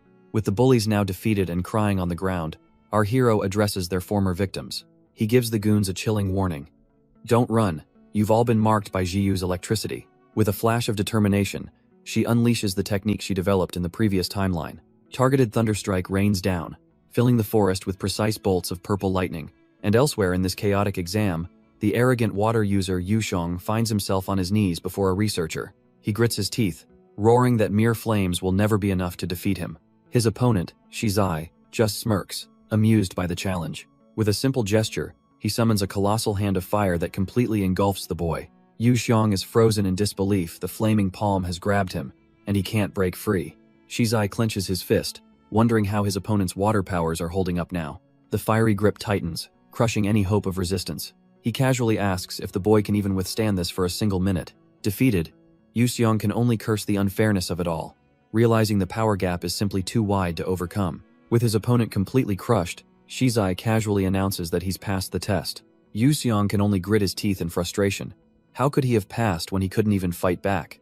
But Shizai simply explains that he's already a 3-star transcender, so just surviving his attack is a feat in itself. All these resources they're fighting over are meaningless to him. He already has everything he needs. He reveals his true purpose: to recruit promising talents like Yuxiong for the Fan family, offering a path to true power. Exhausted and out of options, the defeated boy sees the logic in the offer. He reluctantly agrees, reaching out his hand to seal the deal. But just as they're about to shake, a violent storm of purple lightning erupts through the forest, striking down other participants. Shizai is caught completely off guard as the energy arcs across the clearing, even zapping his own hand. The mighty 3-star feels the shocking current course through his body, his eyes wide with disbelief. Other participants aren't so lucky, getting fried to a crisp where they stand. A massive web of violet lightning tears through the dark forest, a declaration of overwhelming power. Shizai struggles to his feet, his own fire flickering weakly as he recognizes the familiar energy signature. Below him, his would-be recruit Yuxiong is completely paralyzed, unable to move a muscle. A new group emerges, with their leader casually ordering his team to collect the tokens from the immobilized fighters. The newcomer grins, giving a little wave and acknowledging that Shizai wasn't taken down so easily. But Shizai can only grit his teeth, stunned by the sheer force of the electricity coursing through him. He glares at the newcomers, his suspicion confirmed as he utters the attacker's name, Jiu. Jiu stares him down, making it crystal clear. There's nothing to talk about. She will never join his group. Shizai eye glints with fiery intent. He's not here to persuade her, he's here to inform her. He patronizingly says he'll wait for her to make the correct decision, as he unleashes a massive flaming palm. But the monster lord calmly steps in front of Jiu, telling her to take a break. This guy is out of her league for now. Besides, he smirks. This is a perfect opportunity to test out his own transcended abilities. A brilliant flash of golden energy erupts from his hand, meeting the raging inferno head-on. The fiery blast is completely snuffed out, leaving Shizai standing there in the fading embers. His eyes widen in disbelief. His attack, it just vanished. Before he can process it, the monster lord is in his face, a golden blade at his throat, mockingly asking if he's feeling a little nervous. Enraged by the sheer disrespect, Shizai roars, calling him an arrogant fool for daring to look down on him. The monster lord simply watches, almost academically, as two massive fire beasts manifest from Shizai's 90% transcended genes. The twin infernos surge forward, a swirling vortex of pure, destructive heat. With his target now seemingly trapped, Shizai confidently declares that there's nowhere left to run. He brings his hands together, commanding the two fiery entities to merge into one overwhelming attack. The condensed ball of annihilation is launched, a technique designed to leave nothing but scorched earth. But as the flames pass, Shizai realizes his target is just gone. A flicker of disbelief crossing his face. A quick glance up reveals the humiliating truth. The monster lord is floating calmly in the sky, completely untouched. From the ground, Yuxiong can only stare in horror. His hope that Shizai's ultimate attack would land is utterly shattered. But Shizai just grins, his arrogance unbroken. He scatters the flames, unleashing his true technique, the 1,000 flaming palms. A storm of fiery palms rains down on the monster lord from every direction. He just looks on, completely unfazed by the overwhelming attack. So there are more now, but they're also much smaller, a mere 1% of his own power should do. With a single, almost lazy slash, his golden blade carves through the inferno. Shizai's arrogant grin vanishes, replaced by pure, slack-jawed disbelief. And yet, in the next instant, he has the monster lord seemingly trapped in a headlock. He leans in close, mockingly pointing out the sharpness of his opponent's own blades. He smirks, whispering that while he won't kill him at school, injuries are another story. Shizai is convinced that one wrong move will cause the boy irreparable damage. After all, what chance does a pathetic 1% stand against his own 90% transcended power? He channels his own fire through the boy's golden blade, intending to overpower his transcended genes. The plan is simple: destroy his core from within, leaving him crippled for at least a year. With this, The nuisance will finally be gone, or so he thinks. But as he pours in his power, he hits a wall. This kid's genes, they're unbelievably strong. In fact, this strange newcomer's presence feels just like his uncle's, a legendary 4-star transcender. The monster lord suddenly starts screaming, flailing his arms as if hit by an unstoppable force. Shizai can only stare in utter bewilderment. What kind of act is this? The boy then stops, humbly conceding defeat and declaring Shizai the strongest, leaving him completely speechless. Just then, Bo Liang appears, announcing that the competition has officially concluded. The other bullies who were running rampant can only scowl in frustration at the sudden end. Surrounded by his new followers, the monster lord casually presents a mountain of tokens. Bo Liang warns him that hoarding them all has made him a target, but the kid just laughs it off. Someone then points out that there's still one token missing, the one Shizai has. The arrogant pyrokinetic frantically checks his pockets, a look of disbelief on his face. And of course, our boy pops up, theatrically explaining he just happened to pick it up after their little fight. He even offers it back, the sheer disrespect making Shizai tremble with rage. Too proud to accept, Shizai storms off, vowing revenge while our hero couldn't care less. Later, the group cashes in their winnings, receiving an incredible 6 vials of liquid gene medicine. As they leave, one of the girls he saved timidly approaches, wanting to ask him a question. She looks him in the eye and asks what we're all thinking. He could have easily beaten Shizai, couldn't he? She can't wrap her head around it, asking him why he let Shizai go. With a knowing smirk, he explains that Shizai is the heir to a powerful family, and there's no need to rush into a bigger conflict. The group marvels at his tactical mind as they finally arrive back at the campus. He pushes a cart loaded with their rewards towards the dorms, but the group's leader quickly calls out that he's going the wrong way. That's the woman's dormitory, he points, telling him their room is in the other direction. Jiyu steps in to clarify. The school has special, private dorms for students with exceptionally high transcended genes. The leader freezes, his mind slowly processing the information. He knows that's Jiyu's dorm, so that means a sudden, massive realization dawns on him, his eyes widening in comical understanding.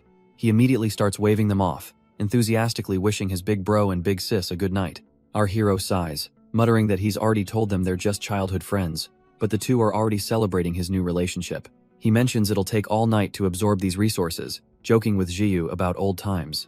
She teases him about his womanizing past, but as he insists he's changed, she can't help but feel he's telling the truth.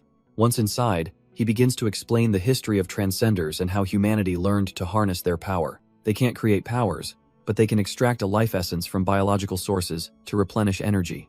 She remarks that it sounds an awful lot like what the man-eating monsters do. He downs a vial, making a face. It might restore power, but it does absolutely nothing for hunger. The official advice is 1 a day, but he tells her to forget that and just go all out to rank up. He then leans in close, asking her to zap him so he can feel the energy processing through her body. Suddenly, he's far too close, and Jiyu freezes up, her mind racing at the sudden intimacy. A flood of memories confirms it. He really has changed, and he hasn't been this focused on her since middle school. He breaks the silence, his red eyes focused as he asks her to jolt him already. Leaning in, he pinches her cheeks, teasingly wondering why his usually violent friend is hesitating now. But before she can even process the taunt, he shoves her backward with surprising force. In one smooth, unexpected motion, he has her pinned to the floor. He looms over her, a sly grin on his face, asking if she was daydreaming about something. Jiyu's mind goes completely blank, her face flushing as she stammers, asking what he's doing. His arm presses down, holding her firmly in place, leaving no room for escape. Their faces are inches apart, his intense gaze locking onto hers as he leans even closer. A sudden, mortifying thought hits her. The reason he isn't looking for monsters is because he's found a much more interesting target right here, and she begs him to get up. He leans in close, whispering that she smells so good he could just eat her up. Jiyu's mind short circuits, completely unable to process what he's even saying. Suddenly, his face twists, fangs bared, and one eye glowing with a terrifying blue light. That's it, she's had enough. Blasting him away with a surge of furious pink lightning, the uncontrolled bolt shoots into the night sky as she has a sudden, embarrassing realization. He lands gracefully, explaining that the scent of her powerful genes is an overwhelming temptation for a mutant like him. All the fight drains out of her, replaced with a single, deadpan "oh." He sheds his jacket, encouraging her to keep going, telling her she's on the right track to controlling her power. Tossing her a mask, he cheekily adds that you should always wear one when you're about to do something bad. Then he turns to leave, casually promising to grab her some snacks while he's out. Left alone, Jiu can only blush and mutter that he's a complete idiot. Meanwhile, our protagonist reflects on his current strength as an early-stage rank 3 monster. He pulls the mask into place, his crimson eyes filled with a calm focus. With the power of the Lord's flame, he feels confident he can handle even a peak, rank 3. As long as he keeps his monstrous left hand hidden from view, everyone will just mistake him for a simple fire element transcender. But his confident stroll is cut short by a sudden, overwhelming feeling. He realizes he has to conceal his aura immediately, a jolt of panic running through him. Leaping into the trees, he vanishes from sight just as the presence grows stronger. It's the Earth Dragon, the very same behemoth from the testing grounds, still hunting in this area. It had sensed him, and now he knows. Using the Lord's flame excessively is like sending up a flare for every monster in the region. Elsewhere in the forest, another figure walks away, lamenting that tonight's supper won't be as tasty as he'd hoped. He knows the truth of this world, that Earth Dragons aren't the only threat, and some monsters were once human, and in a past life, he witnessed the coming apocalypse, fueled by the genetic energy of the slain. In a completely different part of town, a young man wakes with a splitting headache, confused about where he is. His last memory is of a casual phone call, just before a masked man grabbed him from the shadows. Now, a white van speeds through a dark alleyway, carrying its new cargo. He comes to, tied up with other victims, and immediately starts screaming, much to the surprise of his captors. His pleas are ignored as the kidnappers casually debate the sedative's dosage, wondering why this one woke up so fast. The masked man leans in with a smirk. It seems they've caught someone far more interesting than they expected. His captors casually discuss why he woke up 3 hours early. He has a high concentration of monster genes. The poor guy listens in pure terror, as they estimate his gene percentage is over a staggering 80%. The driver is ecstatic. A grade. A specimen like this is worth 7 times their usual haul. A huge profit. But the celebration is cut short. They need to knock him out before he transforms, just as a glowing fist appears outside the van. In a flash, a dark figure unleashes a maelstrom of energy, tearing through the night. The van's windshield explodes inward, the blonde kidnapper staring in shock at the sudden, overwhelming assault. Their entire vehicle is sent flying through the air, completely at the mercy of this unknown attacker. It smashes back onto the pavement, crippled and smoking from the impact. Inside, the kidnappers are frantic.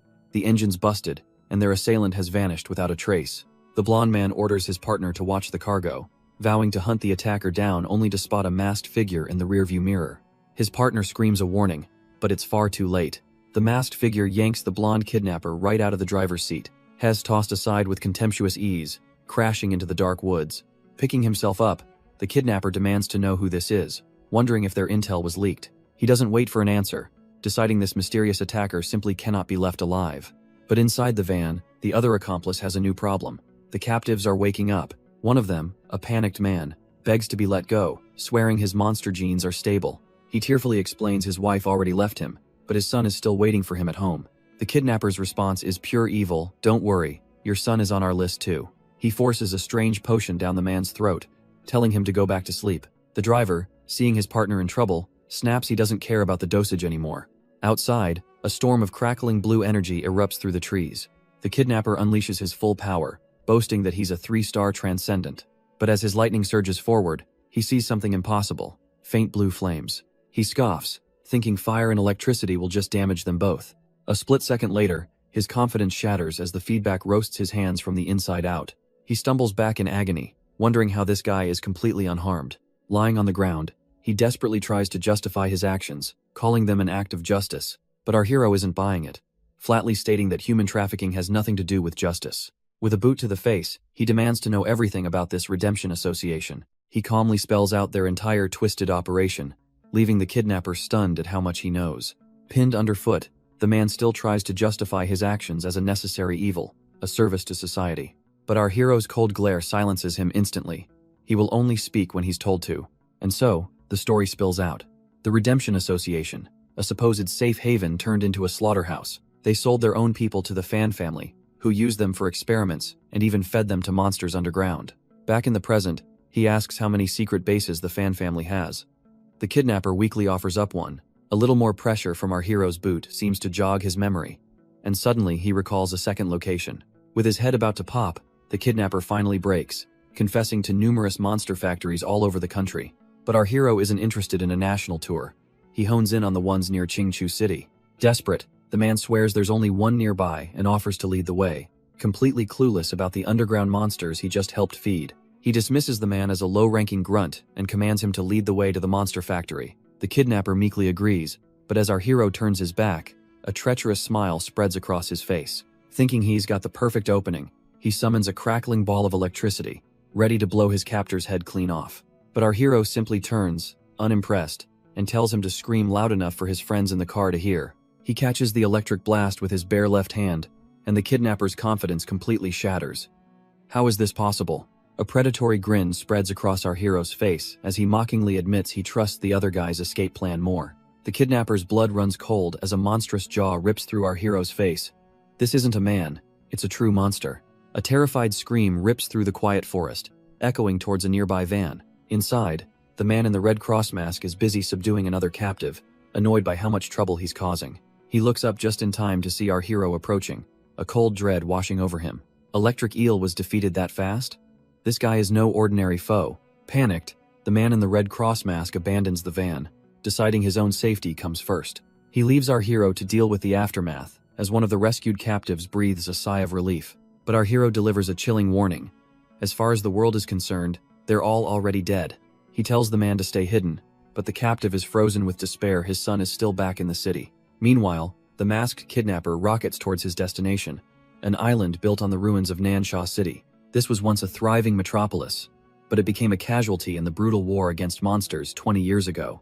Now, it's a restricted zone, repurposed by Nanhua City to house all its top-secret transcender facilities.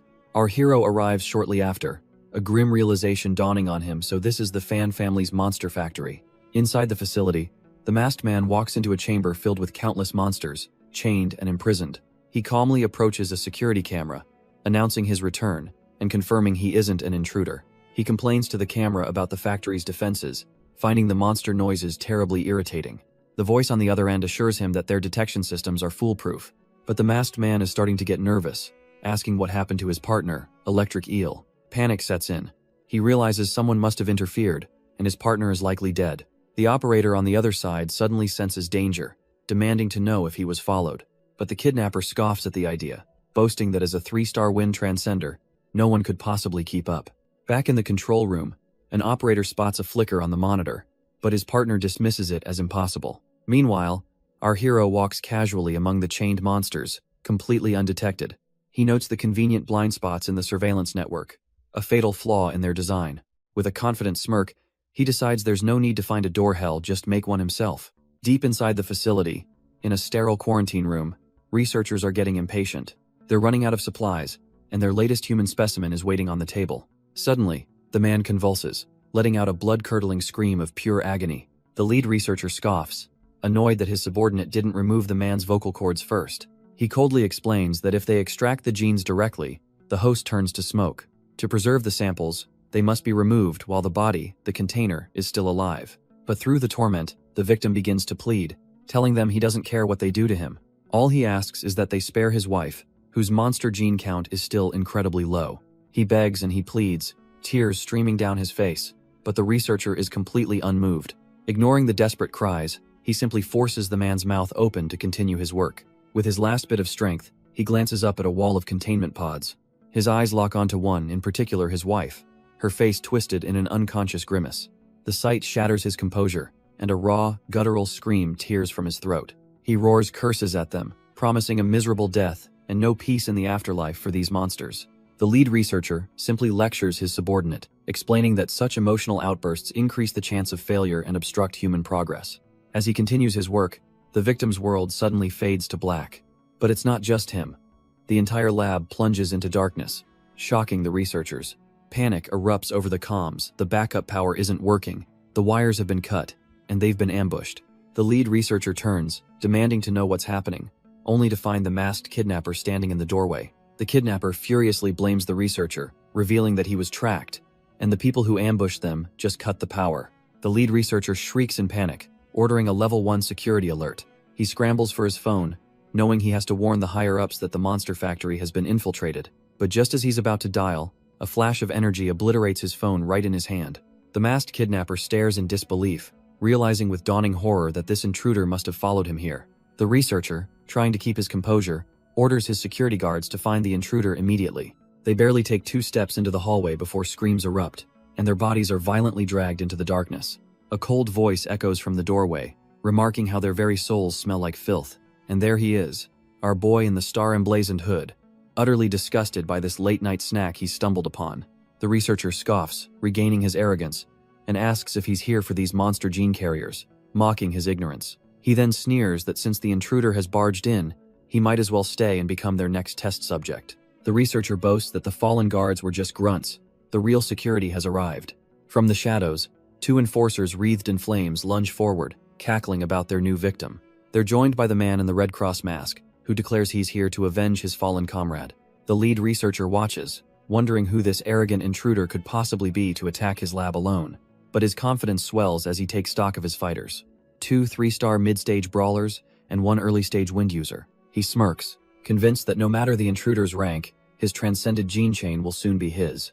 The masked man strikes first, unleashing a swirling vortex of wind energy.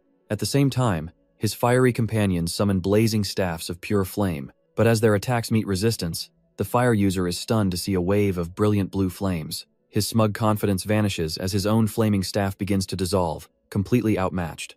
Panic sets in for the fire user as he feels his transcendent ability being completely nullified. The masked man watches the chaos unfold, his own wind power fueling the storm. But it's useless. The brilliant blue flames simply consume their combined assault. The fire enforcers are engulfed in the backlash, realizing their opponent must have some kind of legendary 5-elemental star quality. Even the wind user is sent flying, his own attack redirected back at him with crushing force. He can only stare in disbelief, thinking this must be some kind of kamikaze, self-destruction ability. But our protagonist has seen this kind of desperate, all-or-nothing move before. The masked man grits his teeth, realizing his opponent is using a technique that seems to sacrifice his very life force. Then the monster lord appears, casually flipping him off and asking if he's really got enough juice to try that again. Before they can react, he unleashes a counterwave of energy, sending the 2 fire users spiraling into defeat. His allies can only gawk at their fallen comrade, noting it looks like he was hit by a truck. The thought dawns on them this isn't a person, it's a monster, and at least a rank 3 to be this strong. But they think they've found a weakness. His powerful moves seem to be limited to a very small area.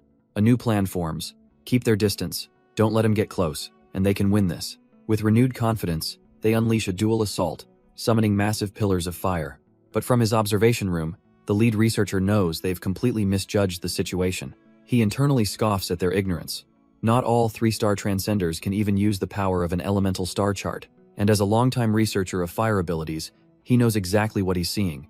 The monster lord isn't using some complex star chart technique, it's just pure elemental power and brute physical strength. Their attack is instantly swallowed by his azure flames, their power difference made painfully, overwhelmingly clear. His blue flames don't just consume their power, they tear right through it. Seeing his men downed, the researcher gives a desperate order. Use the Crimson Fire Seed. This is the Monster Factory's hidden trump card, their last resort. It's a special drug that temporarily boosts a 3-star transcender to the level of a 4-star. Feeling the surge of destructive power, the enforcers get cocky, ready to take him on with their new flaming staff. But as their powers clash, the lead researcher notices something truly strange about the intruder's flames. They're eerily similar to the legendary eternal flame his family has been seeking for generations. Before he can even process this revelation, the monster lord moves, his speed and power utterly eclipsing their drug-fueled boost. How could this be? Their power was temporarily increased, yet it meant nothing.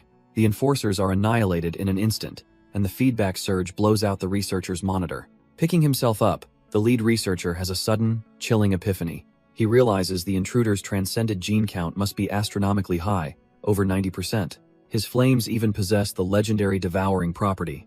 The monster lord's eyes narrow. This eternal flame is news to him, and he demands to know where it is. Seeing his chance, the researcher tries to cut a deal, offering access to it if he joins the fan family. He gestures around the lab, trying to sell a vision of a grand future they could build together. But our boy cuts him off, casually mentioning that he's already killed some of his people. The researcher scoffs. Security grunts are disposable. As long as the researchers are safe, who cares? The monster lord clarifies with a cold smile he meant all of them are dead, including the researchers. He's released every monster in the facility and sealed all the exits, turning this lab into a slaughterhouse. It's only fair, he says, that the monsters they created will now be the ones to devour them. The researcher completely loses it, screaming that those gene carriers were just societal scum anyway. But for our boy, this is about justice, a promise made to a tear-streaked face in his memory, a promise to let his fallen brother rest in peace. He vowed to help them all get revenge on the fan family, a declaration that breaks the researcher's mind. Snapping back to the present, he lifts the man by his throat, demanding the location of the eternal flame. Under the terrifying gaze of the advancing monsters, the researcher finally breaks, agreeing to talk. He chokes out a location, but the monster lord's grip only tightens, stunning the man with his silent disbelief. He knew it was a lie, a simple tactic to waste time, explaining that his knowledge of this city runs deep. The researcher was stalling for his reinforcements, but with a cold smirk, our boy reveals a simple truth. So was he. The researcher stammers, asking what he wants, but our boy already knows the man's plan. He taunts the scientist, telling him to guess what kind of power he cultivates. Tears stream down the researcher's face as he screams, completely unable to understand why the monsters won't devour him. With a chilling gaze, our boy asks him if he looks like he's just seen a monster. He confirms the man's deepest fear. He has no elemental chart because he absorbs everything, just like them. Now, he can smell the scent of powerful transcended genes approaching from above. His real prey is here. With the facility now a monster factory, he knows those reinforcements won't just rush in blindly.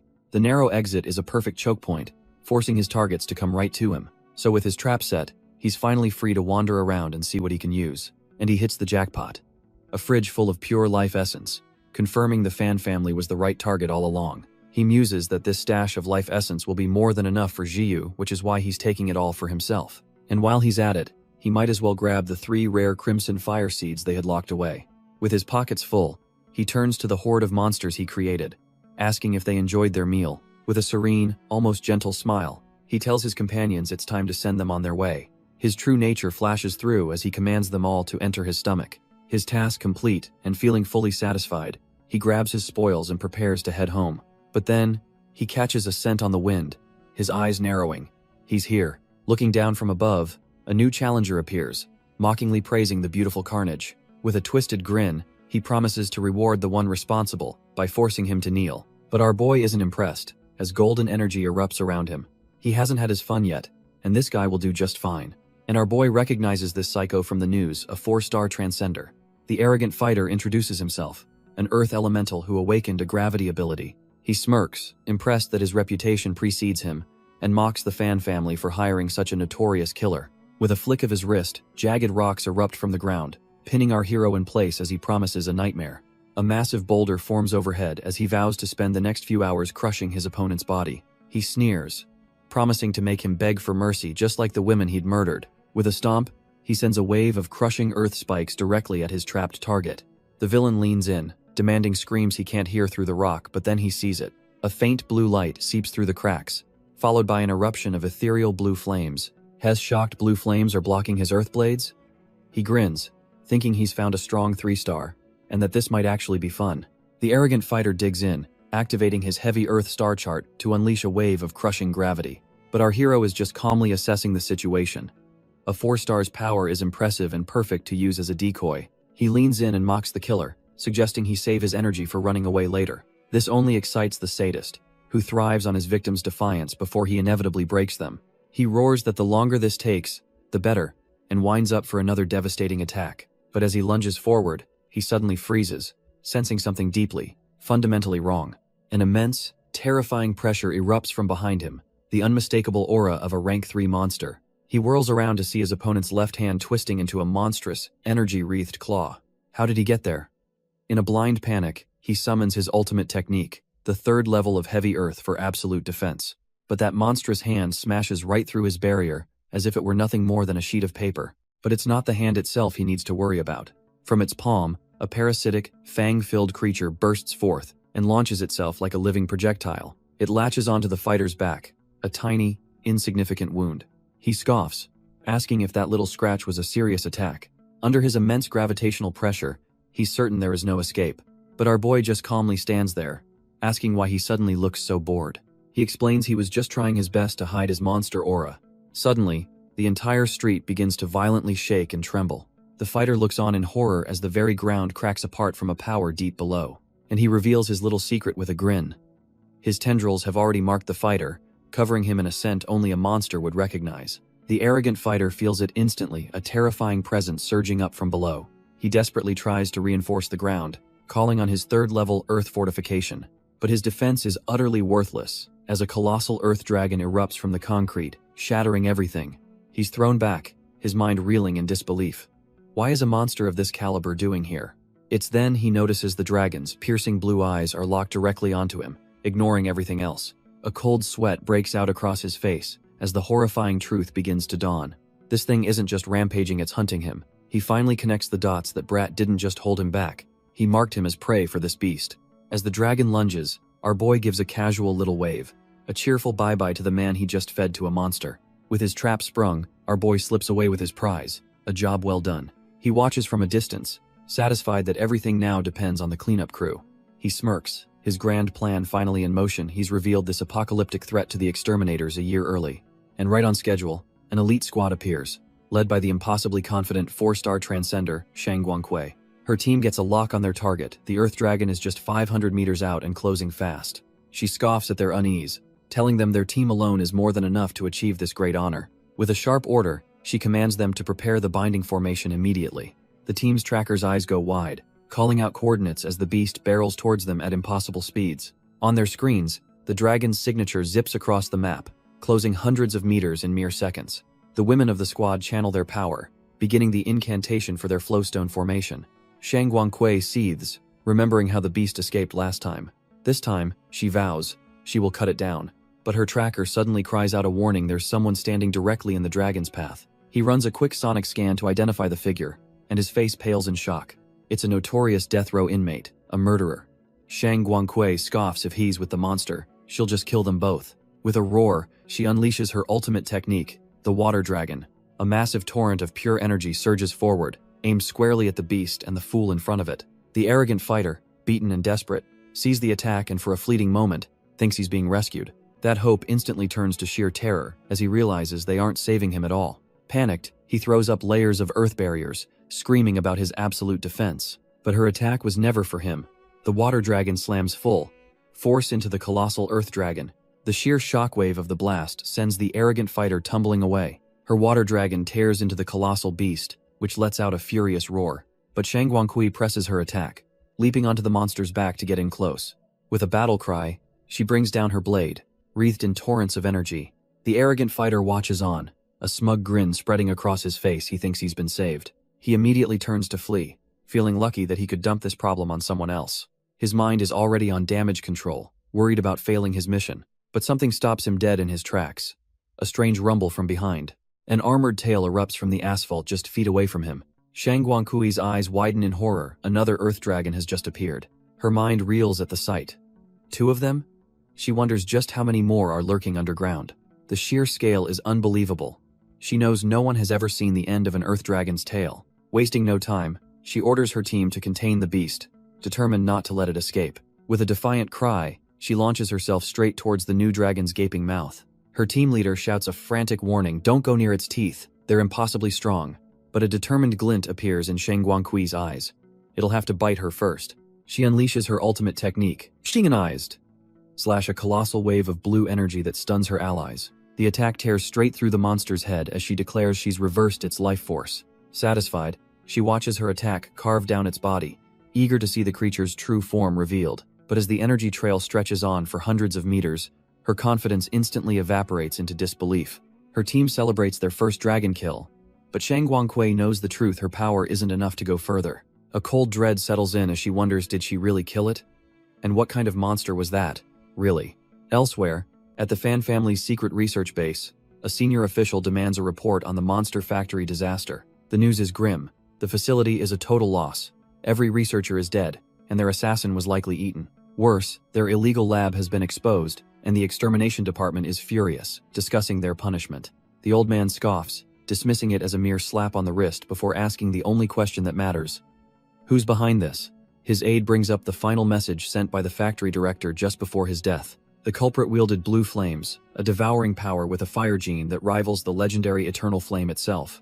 Shizui's eyes widen in bitter realization this person isn't just an enemy, he's the key to unlocking their greatest ambition. He seethes with envy, lamenting how his family has worked for generations, only for some unknown upstart to hold the true path to power. Shizui declares that if they can't reach the 90% gene threshold naturally, they'll just have to seize it.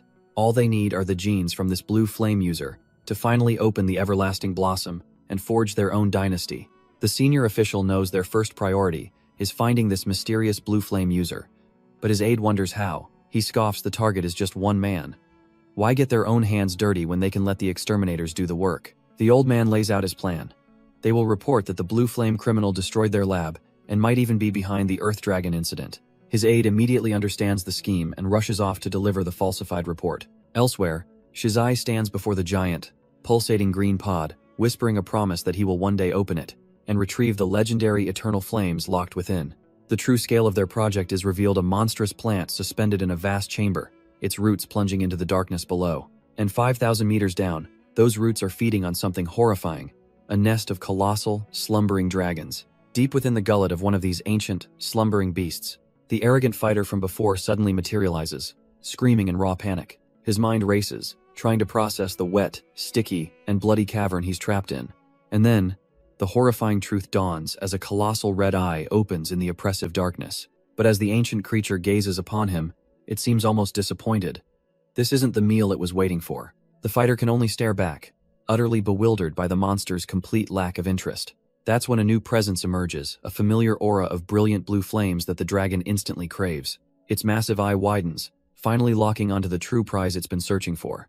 With a silent roar of recognition, the dragon snaps its jaws shut, intent on consuming the one it remembers.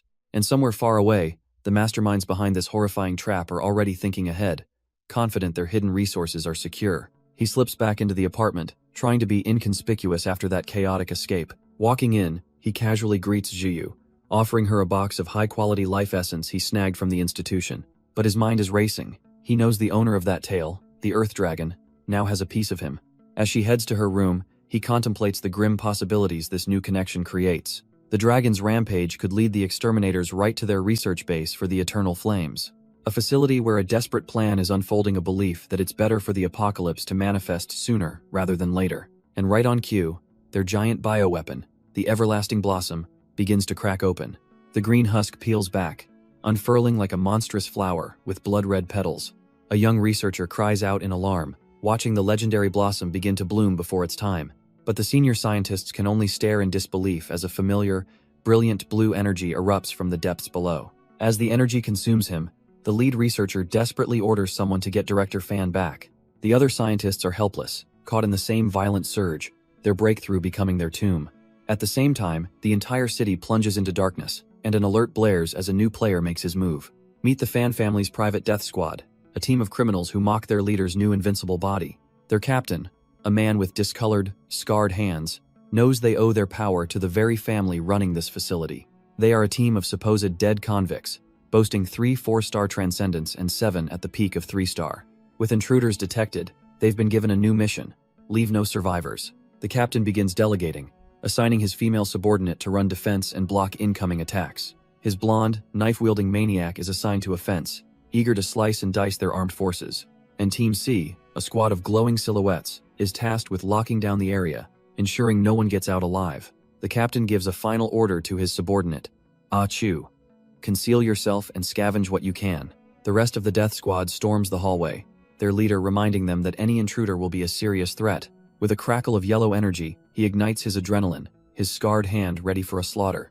The entire squad grins maniacally, absolutely thrilled at the thought of the massacre to come. But before they can take a single step, a hellish torrent of blue flame engulfs them completely. Ah Chu, who had vanished just moments before, can only watch in stunned silence. In a single, horrifying instant, his entire squad was just erased. He stumbles back, realizing that his quick decision to conceal his aura was the only thing that saved him. He frantically reports what he saw: 4 invisible monsters, born from the flower, wielding eternal flames. Grabbing Dean Fan, he screams that they are in deep trouble and must call the exterminators immediately. Ah Q is absolutely losing it, screaming that this is a threat that no one can possibly handle. But Dean Fan has a very simple policy for anyone who tries to leak what's happening here: they die. With the dissenter silenced in a ball of fire, he coldly orders his men to strip the body of its genes. His nephew, Shizai, excitedly reports that the Everlasting Blossom has calmed down, its power now even stronger. He marvels at its ability to stimulate genes, seeing a clear path to becoming a 4-star transcender. This flower, Dean Fan declares with absolute conviction, is a treasure exclusive to his family. Meanwhile, far from the Fan family's secret lab, our monster lord has returned home. Jiu looks up at him with a curious gaze, asking if he plans on eating her again tonight. He smirks, explaining he's already had his fill and needs 10 days to digest everything and reach peak rank 3. But his next step is crucial: evolving his transcended genes to stabilize his power within a human shell. He kneels before Jiyu, explaining that her unique constitution is the perfect catalyst for his plan. Gently lifting her chin, he asks her to trust him, just this once. She seems to understand the gravity of the moment, bracing herself for what's to come. With a crackle of energy, his left hand begins to shift, morphing into its monstrous state. He presents the glowing, clawed appendage, the very tool he'll use to awaken her power. Taking a deep breath, Jiyu decides to put her faith in him and see what happens. Her only condition is a simple, whispered plea for him to be gentle. He grins, promising it'll be over in a flash as he lunges forward. His claw plunges toward her, not with violence, but with a torrent of pure energy. Purple lightning erupts from her body as she feels her own transcended genes roaring to life. He can't help but be impressed by how quickly she's reacting to the energy injection. He tells her to draw on his experience, absorb all her latent power, and refine it, and not to worry about the cost the institution will cover tonight's little incident. Meanwhile, in the principal's office, an aide bursts in, panicked about a campus-wide blackout. Principal Ching Che just sips his tea, completely unbothered by the sudden darkness. As his aide grows more frantic, he simply tells her to stay calm. He explains that the most talented genius in their history is just having a breakthrough. The aide's fear immediately pivots to a new concern. That electricity bill is going to be astronomical, but the principal just laughs it off, saying talent is priceless. Besides, he muses, it's a good thing the phone lines still work, just in case. He places a call directly to the exterminator's headquarters. The principal calmly introduces himself, not a hint of panic in his voice. He confirms their suspicions about the citywide blackout, casually dismissing it as just his student Jiyu having a breakthrough before cheekily asking about reimbursement. After all, the non-UA institution is located in its own massive, isolated clearing zone, a sprawling island dedicated solely to nurturing transcendence, right next to the city center.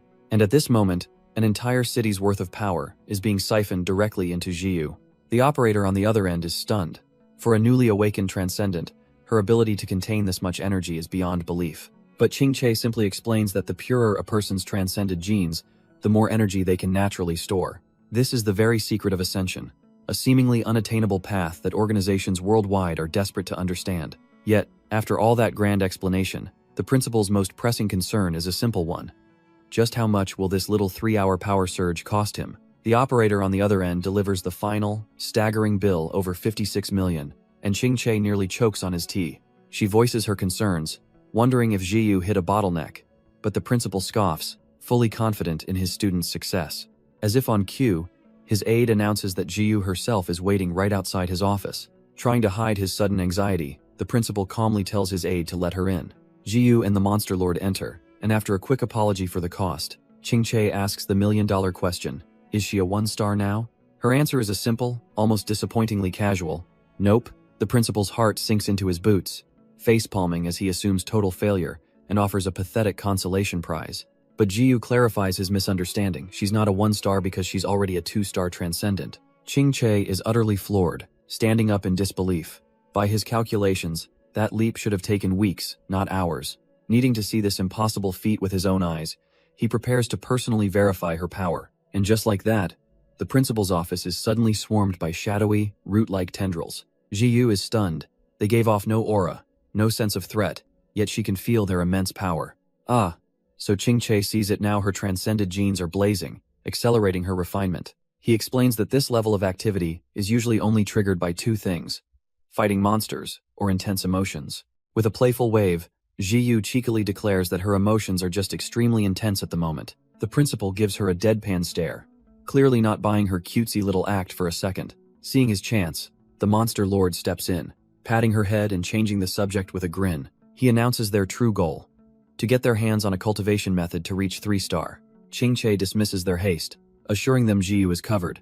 But for the Monster Lord, things are far more complicated. Ching Che explains that reaching 3-star requires constructing an elemental star chart from one's genes. However, he points out a critical defect in the Monster Lord's: his genes are far too weak to form one. With a knowing smirk, the Monster Lord asks about robotic exoskeletons for artificial transcendence.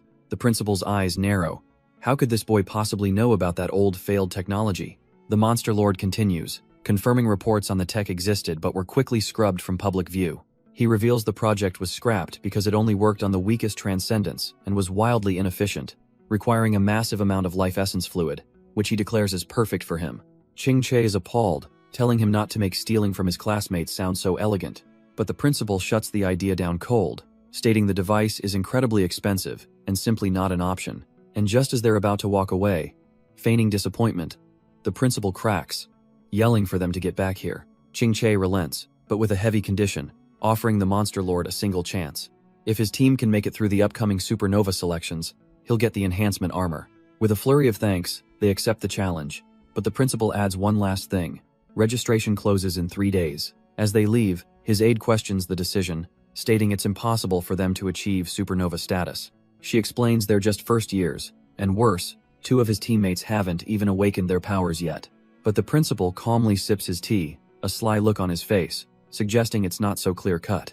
He clarifies that his faith isn't just in Jiyu's talent, it's in the boy, the one they almost rejected. He reminds her how everyone was baffled when he let a kid with a 1% gene rate in, yet he passed the final trial.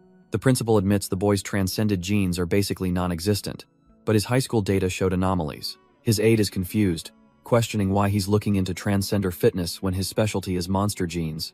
He simply closes his eyes, a silent confirmation that his intuition is telling him something is off. Dismissing her, he calls the task he set an impossible longshot, but a win-win if they pull it off. Alone in his office that night, the phone suddenly rings, breaking the silence. He picks up, introducing himself to Director Zhu of the Extermination Bureau, who sounds a little too casual. Dropping all pleasantries, Ching-che delivers an ultimatum. Handle Jiyu's massive electricity bill, or he resigns. The very next day, a new storm is brewing on the campus grounds. A high-ranking student orders an immediate investigation into a freshman Blue Flame user, suspecting a link to the fans' stolen data. In his office, Principal Ching-che receives 2 guests, alumni from the Extermination Bureau, who note how little has changed. The younger one, Lin Chi, bluntly points out the school's money problems, earning a swift hand to the face from his senior. Ching-che, unamused by the pleasantries, cuts straight to the chase, demanding to know why they're really here. The senior agent, Ni Yang, drops the facade, revealing their true mission, to investigate the Blue Flame user. Ching-che calmly asks why the Bureau suspects the user as one of his students, prompting Ni Yang to nod to his subordinate. The silver-haired fighter, Lin Chi, stands to give his testimony, recalling his own fateful encounter at the Shen market. He recounts a brutal fight where a monster ripped his arm clean off, only for a mysterious figure to appear and save him. When he awoke, the monsters were dead, and he saw a hooded young man absorbing their dark energy. But that wasn't the end of it. Their target's activities have escalated dramatically, forcing the Bureau's hand. Just yesterday, the Fan family reported a devastating attack on a key lab. The Blue Flame user stole their life fluids and killed everyone. The senior agent, Ni Yang, explains that this user is becoming far too dangerous to ignore. He lays out his theory. The timing of the user's first appearance coincides exactly with the opening of this very institution. Lin Chi, still fuming from his past encounter, vows to knock the guy out himself once they finally catch him. Principal Ching-che calmly sips his tea, observing their confidence, and noting how certain they are that the culprit is one of his students. And Lin Chi is certain, explaining that ever since that day, he's felt a strange, undeniable connection between them. He's not sure what it is, some bizarre resonance, or just a phantom feeling, but he knows he isn't wrong. The moment he stepped onto campus, he could feel it. The Blue Flame user is here, and he has to find out why. With that, Ni Yang makes their mission clear. The Extermination Bureau will thoroughly vet every single new student. Ching-che casually reveals that all the new students are currently gathered for training in the elemental field. He's giving them the perfect opportunity to begin their search, pointing them right toward the crowd of unsuspecting first years. An instructor named Bo Liang addresses the new students, explaining the training field will awaken or enhance their powers. He pushes his glasses up, telling them combat is the best training, and that they should all find sparring partners. But before the chaos can begin, he calls out to our protagonist and Jiyu, summoning them for a private chat. As they walk away, a few of the other students watch with predatory eyes, sensing an opportunity.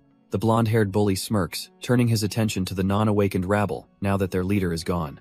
His long-haired crony condescendingly says hell spar with Xiao Tao, implying the others aren't even worth his time.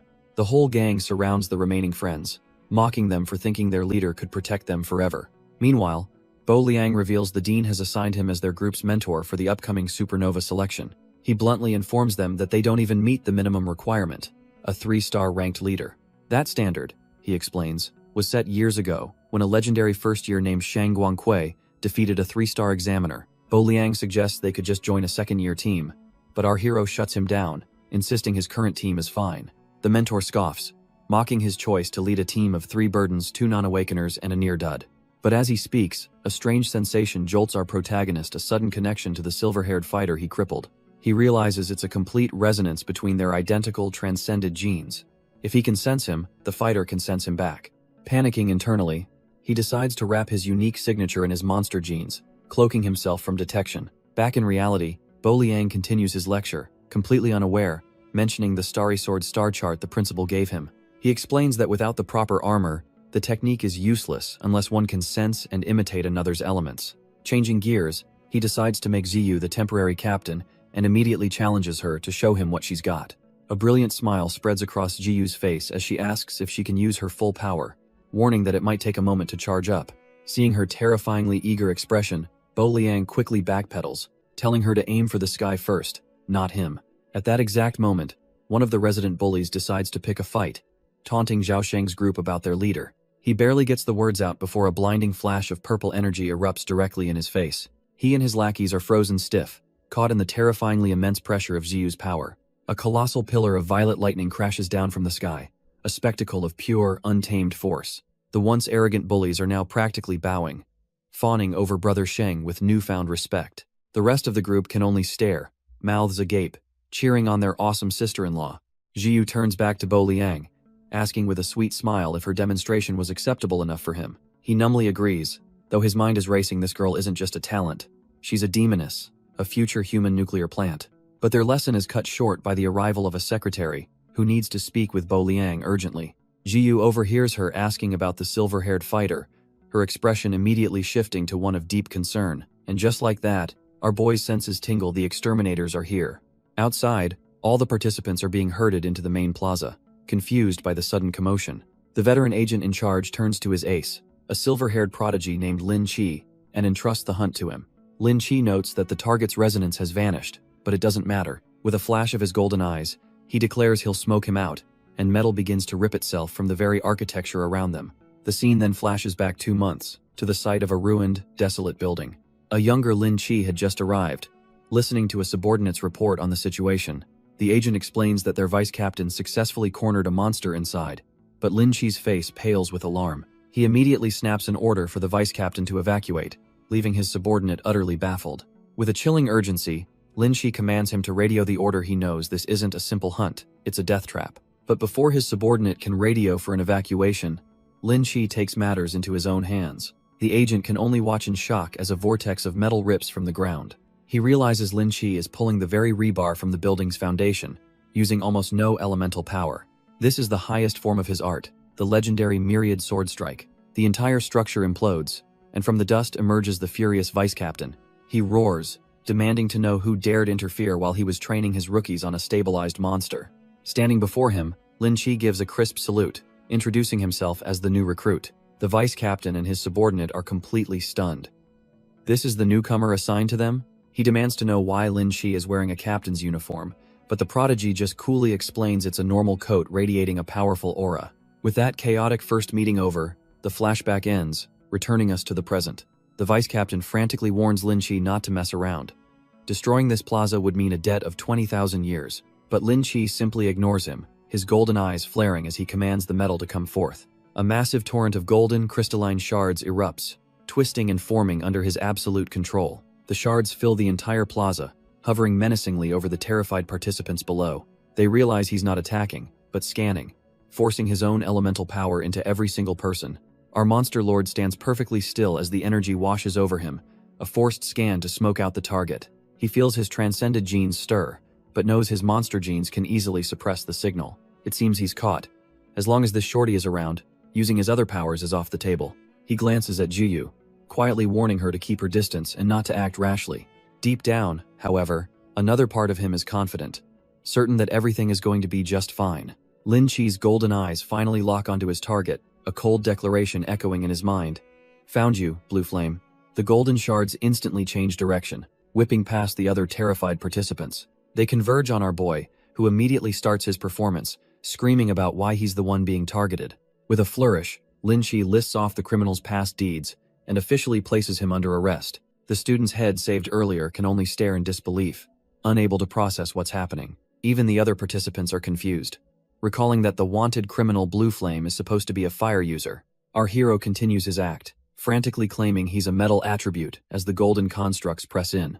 But as a crystalline shard hovers inches from his face, a sudden, strange clarity cuts through the panic. He can feel it, he can actually sense the movement of the elements within the metal, seeing their very structure. A dangerous thought sparks in his mind. If he can see it so clearly, couldn't he just rearrange it himself?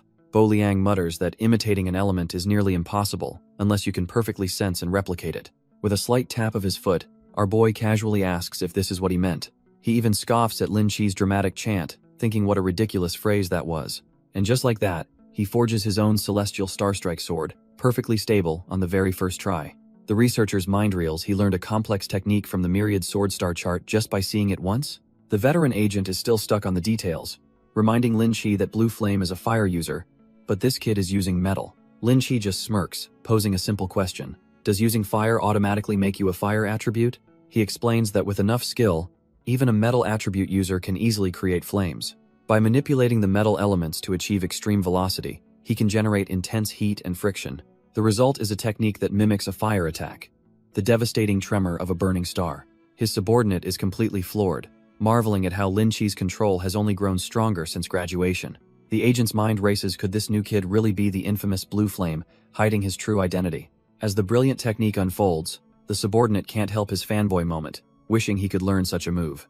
Lin Chi's eyes narrow, his intent clear as he prepares to vanquish his target once and for all. He unleashes a devastating rain of ignited swords, a storm of fire and steel meant to incinerate his foe. But suddenly, a massive wave of pure blue energy erupts, completely swallowing the battlefield. The fiery swords are instantly neutralized, shattering against an unseen watery barrier. Lin Chi's ultimate attack is effortlessly dismantled, fizzling out into nothing. The veteran agent watches in disbelief, stunned by the sheer force of this water power that shielded everyone. Then, a new figure steps forward, coolly informing them that this academy is now under her protection. Her eyes burn with cold fury, warning them that bullying her students comes with a heavy price. She tells the agents to go play their games somewhere else and to stop causing trouble on her turf. The veteran agent frantically whispers to Lin Chi, telling him to be polite. This is Senior Shang Guangque. But that warning comes a little too late, as a predatory smirk spreads across her face. Oh? She challenges him directly, a colossal water dragon materializing to teach this insolent brat some manners. The subordinate agent is stunned. Her elemental lifeform is so real he thinks he's witnessing the birth of a 5-star transcender. Lin Chi grits his teeth and calls for a retreat, vowing to come back with nearly 20 more agents to deal with her. But his threat feels empty as the massive water dragon looms over them, a silent promise of annihilation. A quick flashback reveals this fiery personality is nothing new, with her mentor once advising her to tone it down. Back in the present, she forms a water scythe, demanding to know how their elite team failed to identify their target's true attribute. She reveals a critical piece of intel. She was monitoring the campus when the lab was destroyed, and no one left. The monster lord's eyes widen slightly. Has been cornered, or so she thinks. The veteran agent has seen enough, quickly grabbing Lin Chi and dragging him away before things get worse. Our boy decides to play it cool, trying to change the subject as the agents flee. He casually remarks that keeping an eye on this massive institute must be quite the exhausting task for her. But Shang Guangque just stretches languidly, admitting she doesn't have time to watch everyone, every day. Then, she closes the distance, her instincts telling her that despite everything, he doesn't seem like a bad person. A pointed cough from the sidelines breaks the tension as Jiyu makes her presence known. Shang Guangque's attention immediately shifts, playfully pinching Jiyu's cheeks and encouraging her to get stronger. With a final command for them to study hard, the terrifying 4-star transcender takes her leave. As the dust settles, the leader of the grateful participants remarks on Shang Guangque's awful taste in men, a fact our boy silently agrees with. He then leans in with a creepy glint in his eye, telling the guy to bring Xiao Tao to Jiyu's dorm for a special treat. From a distance, Bo Liang watches them, calculating their odds in the upcoming supernova selection. Despite their low awakening rates, he believes they have a real shot at the first round, and he's ready to win some bets on it.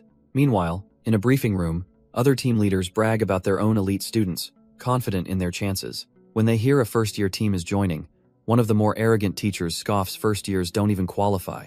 But right on cue, Bo Liang makes his entrance with a wide, confident grin.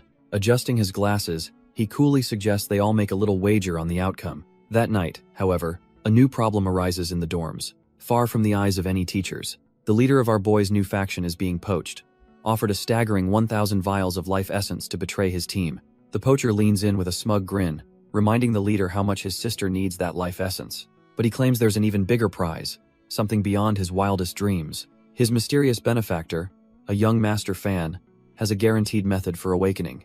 The leader's stoic expression finally cracks. Awakening? This was the one thing he desperately needed. The poacher presses his advantage, mocking his repeated failures and his sister's struggles. He grabs the young man's collar, declaring this is his one chance to rewrite his family's destiny. But the leader looks up with cold, unwavering eyes, telling him to get his dirty hands off. The poacher laughs it off, accusing him of getting arrogant just because he has a new, powerful ally. With a sharp shove, the leader pushes his hand away, declaring his loyalty is not for sale. The poacher is left completely stunned, unable to comprehend the absolute rejection. The poacher grabs Zhao Sheng's collar, screaming his name in sheer disbelief. He furiously asks if he's a fool who can't see the consequences of defying the Fan family. He warns that this pride will cost him everything, especially his one shot at awakening. But Zhao Sheng just adjusts his collar with a smug grin, completely unfazed. With a powerful shove, he pushes the man back, declaring his brother is not someone to be underestimated. The poacher stumbles, his patience gone, and threatens to make sure Zhao Sheng never sleeps peacefully again. Zhao Sheng's grin only widens. He says it's better he doesn't awaken, because if he did, he'd fight them to the death. Absolutely livid, the poacher can only call him what he is, a complete mad dog. His fists ignite in a swirl of flame as he promises to give Zhao Sheng a lesson he'll never forget. But Zhao Sheng stands firm, his own resolve burning, ready to repay the debt to his brother with his very life. But Zhao Sheng suddenly changes his tune, claiming he has urgent matters to attend to tonight. The poacher just laughs in his face, calling him a coward and threatening to just beat him down right here. His parting shot echoes through the night. Zhao Sheng is a worthless coward, and his sister will die because of him. Meanwhile, watching from the darkness, Wu Yin notes that approaching anyone around Xing Kun seems impossible. But the man beside him, Shizai, simply smirks. He had hoped to be lenient, but now he'll have to get ruthless. A short while later, Zhao Sheng and a young woman named Xiao Tao arrive at a nondescript door. He knocks, announcing their presence to the big brother inside. The door swings open to reveal our protagonist, arms crossed with an unnerving, smug look on his face. He leans in with a sinister grin, asking if they're ready for their special, hellish training. His expression then turns dead serious, giving them their first instruction for this training from hell. Close your eyes. The training begins, but Zhao Sheng has a creative solution. He starts taking off his socks. He explains that it's to prevent them from peeking, pulling one off with a flourish. He then tries to force the stinky sock onto Xiao Tao's face, who looks utterly horrified by the assault. Our protagonist sighs, calling off the blindfold idea. The most important thing now is for them to trust him completely. He leans in, his expression dead serious, telling them to entrust their very lives to him. Zhao Sheng immediately agrees without hesitation, turning to Xiao Tao for her answer. But she has a different question on her mind, asking if he is the infamous Blue Flame. The revelation hits Zhao Sheng like a truck. His big brother is a legendary figure. He whirls on Xiao Tao, demanding to know how she could have possibly figured that out. She explains her logic. The exterminators wouldn't hunt him without reason, and she recalled Senior Lin Qi using that name. She explains she was paying close attention, noting his exaggerated reaction was completely faked. She also observed Jiyu, whose usual restraint was replaced by an uncharacteristic, cold detachment. Zhao Sheng is stunned by his sister's intellect, to which she dryly remarks that one of them has to be smart. Our protagonist smirks, finally confirming her suspicion. He is indeed the Blue Flame who destroyed the Fan family's lab. With that piece of the puzzle, Xiao Tao realizes their final test was so strange because he had a target on his back. Zhao Sheng's mind is completely blown by the revelation. She continues, stating this proves the Fan family was hiding unethical research, and that she has no choice but to trust him. Her brother grabs her, insisting that since he's committed to following his hero, she has to join them too. With a newfound fire in his eyes, he declares they are both all in, ready for whatever special training he has planned.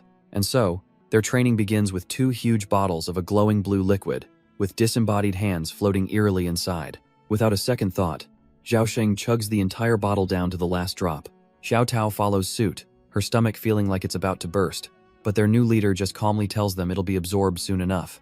He smirks, confirming that yes, this is high-grade life essence fluid, stolen straight from the Fan family's lab. The siblings are floored by the sheer extravagance. Zhao Sheng can't believe it, while Xiao Tao realizes this is what true commitment looks like. But the danger quickly dawns on them for the unawakened. Consuming this much at once is a massive risk to their lives. Xiao Tao's mind races, deducing he learned this high-risk method from the lab, and wonders what secret device he has hiding from them. He simply smiles, and tells them it's time to close their eyes. With a swift movement, he knocks them both out cold, a far more effective method than asking for blind trust. Looking down at their unconscious forms, He admits to himself that his monster gene must remain a secret. The only way forward is to force their awakening through a nightmare, wishing them a good dream straight from hell. He begins the procedure, carefully extending his monstrous tendrils towards Xiao Tao's neck. He knows her transcended genes are volatile. Even the slightest stimulation could make them go berserk.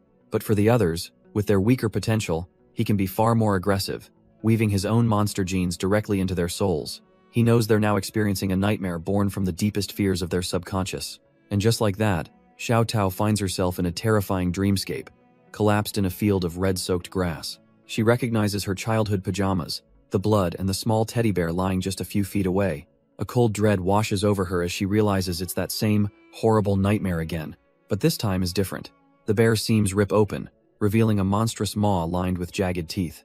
Her once cherished toy grows into a hulking, nightmarish beast, far more revolting than she could have ever imagined. Miles away, Jiyu freezes in her tracks, sensing the immense, dark energy.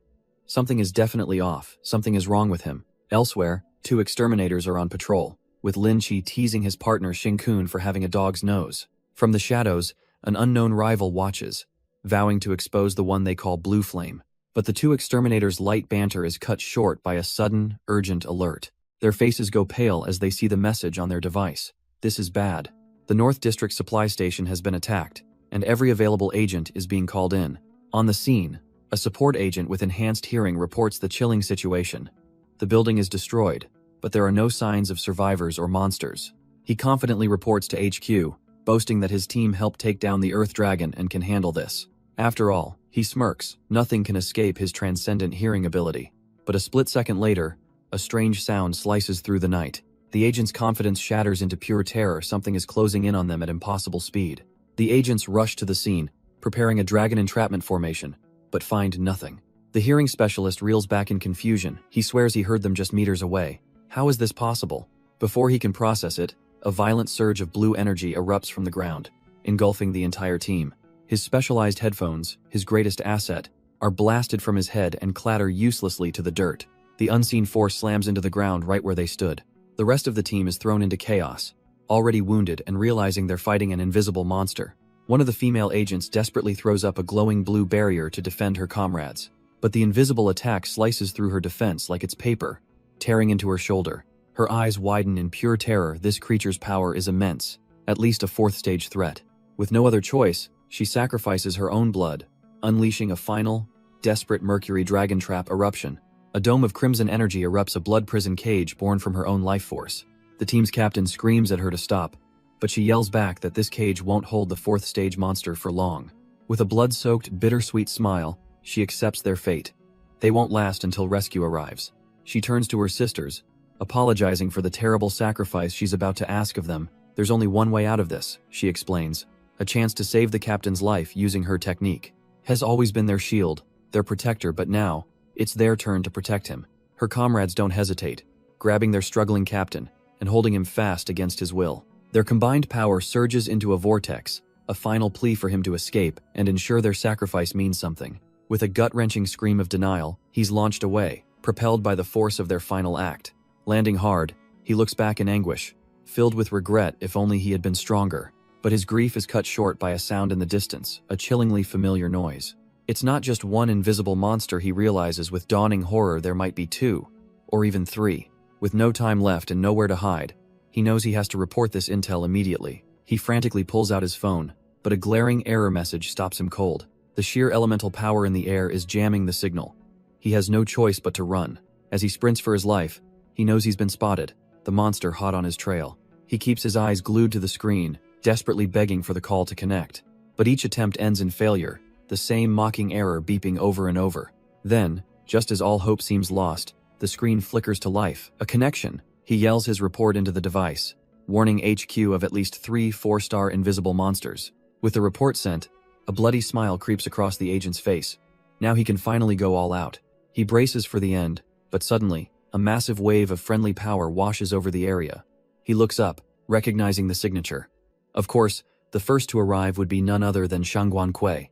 The 4-star transcender lands, apologizing for being late and warning him about the monsters. But they're already gone. She coolly deduces they fled to avoid a real fight, having a far more important goal in mind.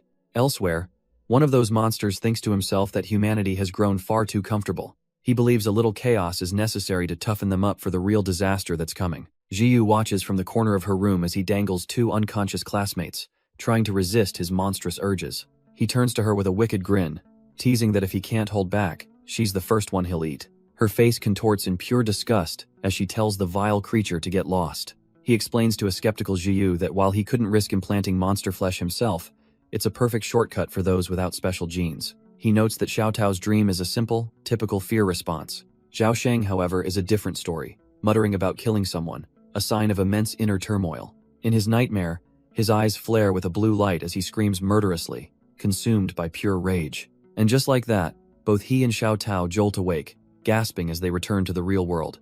The Monster Lord greets them with a smug, knowing smile, congratulating them on their successful awakening. The two of them are completely bewildered, trying to understand what just happened to them. Their eyes widen in unison as the shock and realization finally hit them.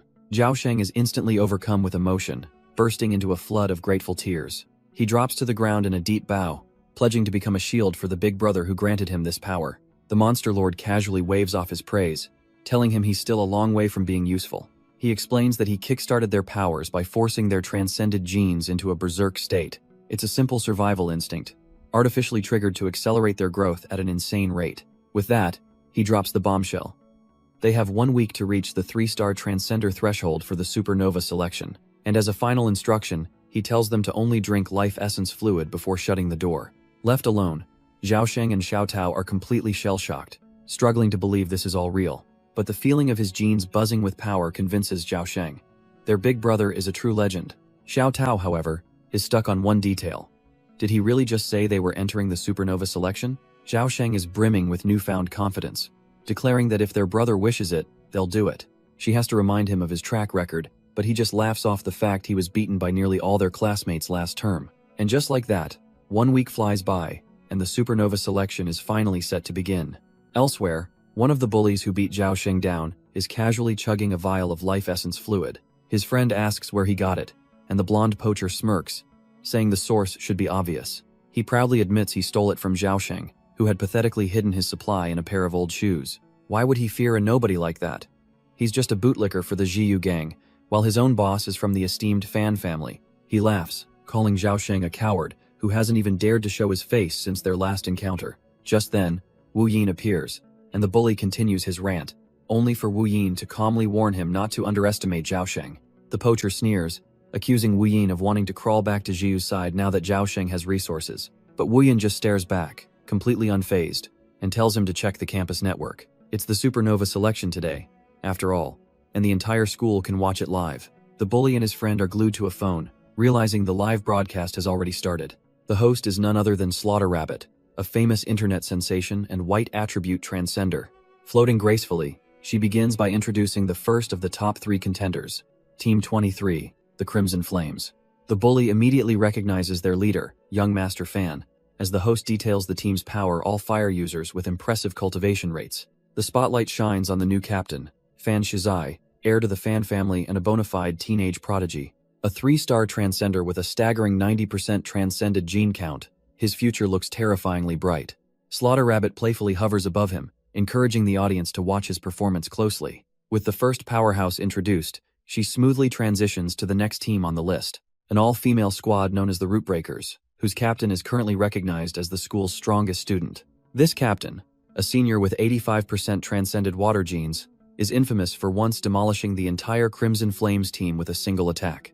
And finally, the third powerhouse team, rumored to possess both the strongest sword and the strongest shield. With the introductions complete, Slaughter Rabbit officially kicks off the first round in a dense forest arena. Meanwhile, the bully and his friends are glued to the broadcast, wondering who this most arrogant team could possibly be. Wu Yin explains their reputation comes from being a team of first years with the audacity to challenge the seniors. The bully's jaw drops as he realizes it's Xing Kun's team, baffled as to how they even qualified. He can accept Jiyu as captain, but his mind short-circuits when he hears Zhao Sheng and Zhao Tao are on the roster. It's impossible. Every member has to be awakened, and Zhao Sheng, he was a nobody. The bully gulps, the shocking implication finally dawning on him. He tries to save face, scoffing that even if it took Zhao Sheng 2 years to awaken, his pathetic gene rate means nothing. But then he remembers Zhao Sheng took every transcendence course like his life depended on it. Weiyan adds another detail. Last year's students don't just know Zhao Sheng, they respectfully call him Brother Zhao. And just like that, a crowd appears, led by a second-year captain who's thrilled to see Zhao Sheng and Zhao Tao again. Zhao Sheng and Xiao Tao are clearly not happy about this little reunion. The captain smirks, asking if they remember the fateful day he left the academy. The day he beat almost all of them single-handedly before disappearing. He explains that as soon as Zhao Sheng's team was announced, every student from their year banded together to find him. After all, an unawakened loser, suddenly appearing with such an arrogant team name. They just couldn't let that slide. So they've all agreed to settle the score right here and now, with a series of one-on-one duels. But from the back, our MC just grins, casually draping an arm over Zhao Sheng. Impressed he managed to attract even more hate than him. He then steps forward, looking over the pathetic mob with disdain and asking if this is really all they could gather. Meanwhile, in the viewing room, another instructor challenges Bo Liang's faith in his freshman team. The red-haired teacher lays out the odds. 6 teams of second years, 30 students in total, are gunning for them. He throws down his own bet with a smirk, 100 vials of life essence fluid that they won't make it. And just like that, the floodgates open, with bets piling up until a staggering 300 vials are on the line. Poor Bo Liang can only sweat under the pressure as the other faculty members mockingly ask if he can handle the loss. The red-haired teacher then smugly inquires about the meaning behind their team name, Doomsday Starlight. Back on the field, the Dark Horse captain echoes the sentiment, laughing at their supposed arrogance. But our MC's eyes are shadowed, his thoughts far beyond this petty squabble. For him, Starlight kindles flames. He knows he can't save the world alone. His true mission is to ignite the sparks around him before the real apocalypse. So he scoffs at their challenge. Individual battles? As if any of them were worthy of his time. He tells them plainly, their only hope is to come at him all at once. The Dark Horse captain's face contorts in disbelief and rage. His whole team erupts, calling our hero an arrogant bastard for expecting them to gang up on him. But as they shout, Zhao Sheng steps forward, a knowing look on his face. He stomps the ground, telling them to get on with it since his big brother has already spoken. Before the captain can even process this, Zhao Sheng unleashes a brutal strike right into his gut. The blow is so powerful it nearly folds the captain in half. With a savage technique, the Iron Mountain Lean, Zhao Sheng sends his own ally flying. He stands over the fallen captain, explaining that they can use their powers now, unlike before. Meanwhile, our MC casually wipes his hands, deciding he's had a change of heart about the terms. Back in the observation room, Bo Liang tells the others it's too late to back out now. The other faculty members crowd around, demanding to know Zhao Sheng's background. Bo Liang calmly explains that Zhao Sheng only has a 39% gene rate, a complete nobody in terms of power. But while he couldn't learn transcendent skills, he became a martial arts prodigy, a genius in his own right. He was so dedicated that he became a mentor to his entire class, earning their absolute trust. Before leaving for the test, he gave them one final lesson, single-handedly wiping the floor with all of them. The red-haired teacher scoffs, mocking Zhao Sheng's low potential even after awakening his power. Unfazed, Bo Liang coolly adjusts his glasses, asking if he'd like to make another bet on that. The teacher leans in, sneering at the idea that winning one small fight secures anything. He calls the students weak, nothing but delicate flowers raised in a greenhouse to be used as fuel for the truly strong. Back in the test, Zhao Sheng's former squad emerges, curious to meet the man their old leader now calls Big Brother. One of them smirks, mocking the students for following a fool and provoking a fight they can't possibly win. Their captain, Ma Xiaolong, scoffs at the idea of fighting mere beginners, his eyes blazing with fiery contempt. Flames erupt around him as he declares that since they insisted, he'll be happy to grant their death wish. But as the battle begins, his own teammate makes a shocking claim. After this, he's taking over as captain. Ma Xiaolong, completely lost in his own hype, roars that his superior power will easily crush these freshmen. His supposed ally, however, thinks otherwise, coldly noting that the real Big Brother is far stronger than this idiot. In a stunning act of betrayal, he turns and blasts his own captain point blank with a searing energy beam. Before he can even savor the moment, a green-haired fighter blitzes in from above, knocking him out instantly. The newcomer grins, amused at how this whole team went all out only to be so useless. Their captain is fragile as a doll. Not even pausing for breath, he unleashes another devastating blast, already calling out for his next victim. The announcements echo through the forest. Captain Xiaoran is defeated. Team Flying High is eliminated. Survivors can only stare in disbelief, realizing they never even stood a chance against that incredible speed. Up in the trees, a bunny-eared girl recognizes the monster tearing through the ranks as a fourth grader, Chen Xia. In a flash, another team is wiped out, their captain blasted into unconsciousness. Then another, and another. as Chen Xia carves a path of destruction through the senior teams with a wild grin. Finally, his rampage brings him face to face with his last targets, and he sneers that it's the freshman's turn. He dives from the sky, gleefully announcing that he enjoys dealing with rookies the most. But on the ground, the recently betrayed Ma Xiaolong looks on, sarcastically wondering if this is the captain he's supposed to trust. The bunny-eared spectator screams into her phone that Team Doomsday Starlight is done for, but as Chen Xia's windblade closes in, our captain doesn't even flinch. The senior's confident smirk vanishes, replaced with pure disbelief as his attack just stops. He's been caught by a single hand, wreathed in a golden, transcendent light, and in that same instant, the very ground beneath Chen Xia begins to glow ominously. A massive crystalline spike erupts from the earth, shooting upwards with incredible force. It slams directly into the fourth grader, blasting him into the air as our hero casually watches. Chen Xia's eyes roll back, his body going limp from the sheer force of the counterattack. Our captain examines his hand, thoughtfully trying to name his new move, the Kidney Pringer Star Sword, and the bunny girl's commentary flips entirely, now screaming with excitement that Chen Xia has been defeated.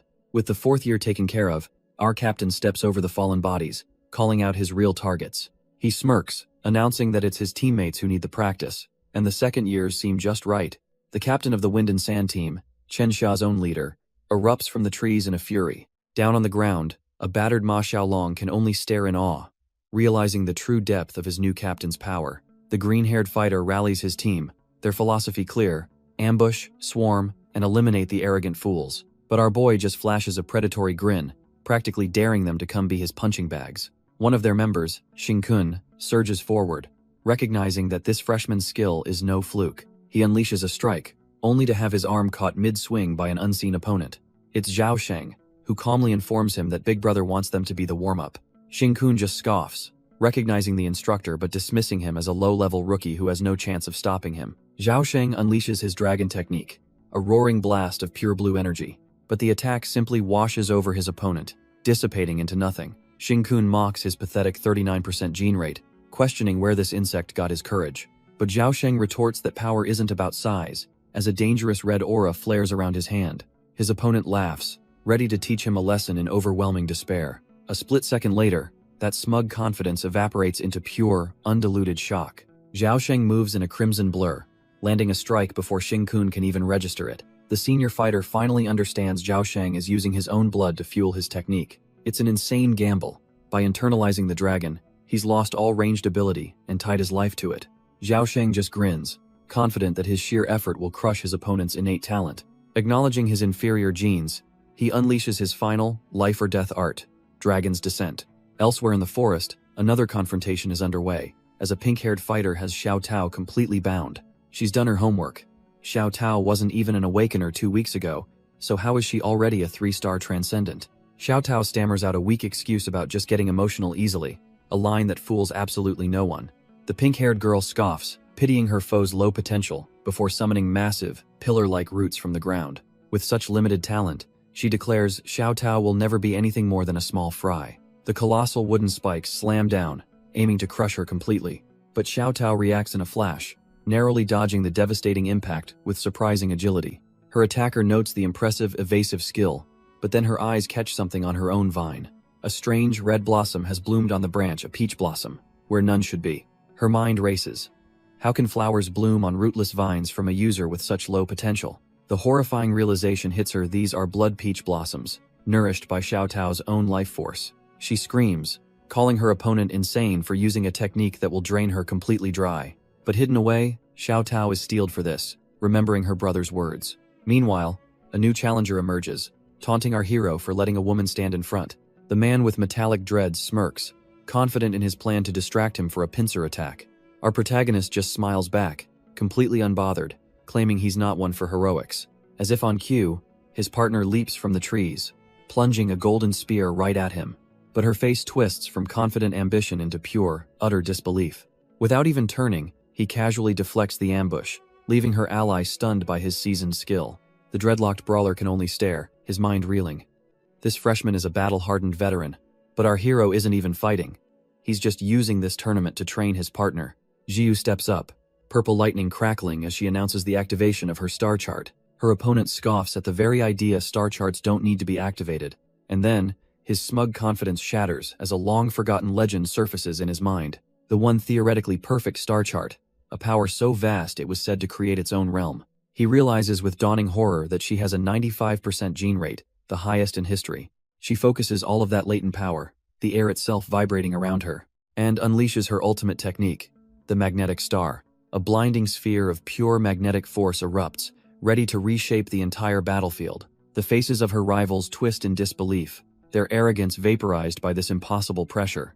Every single one of them is frozen, realizing they picked a fight with a living legend.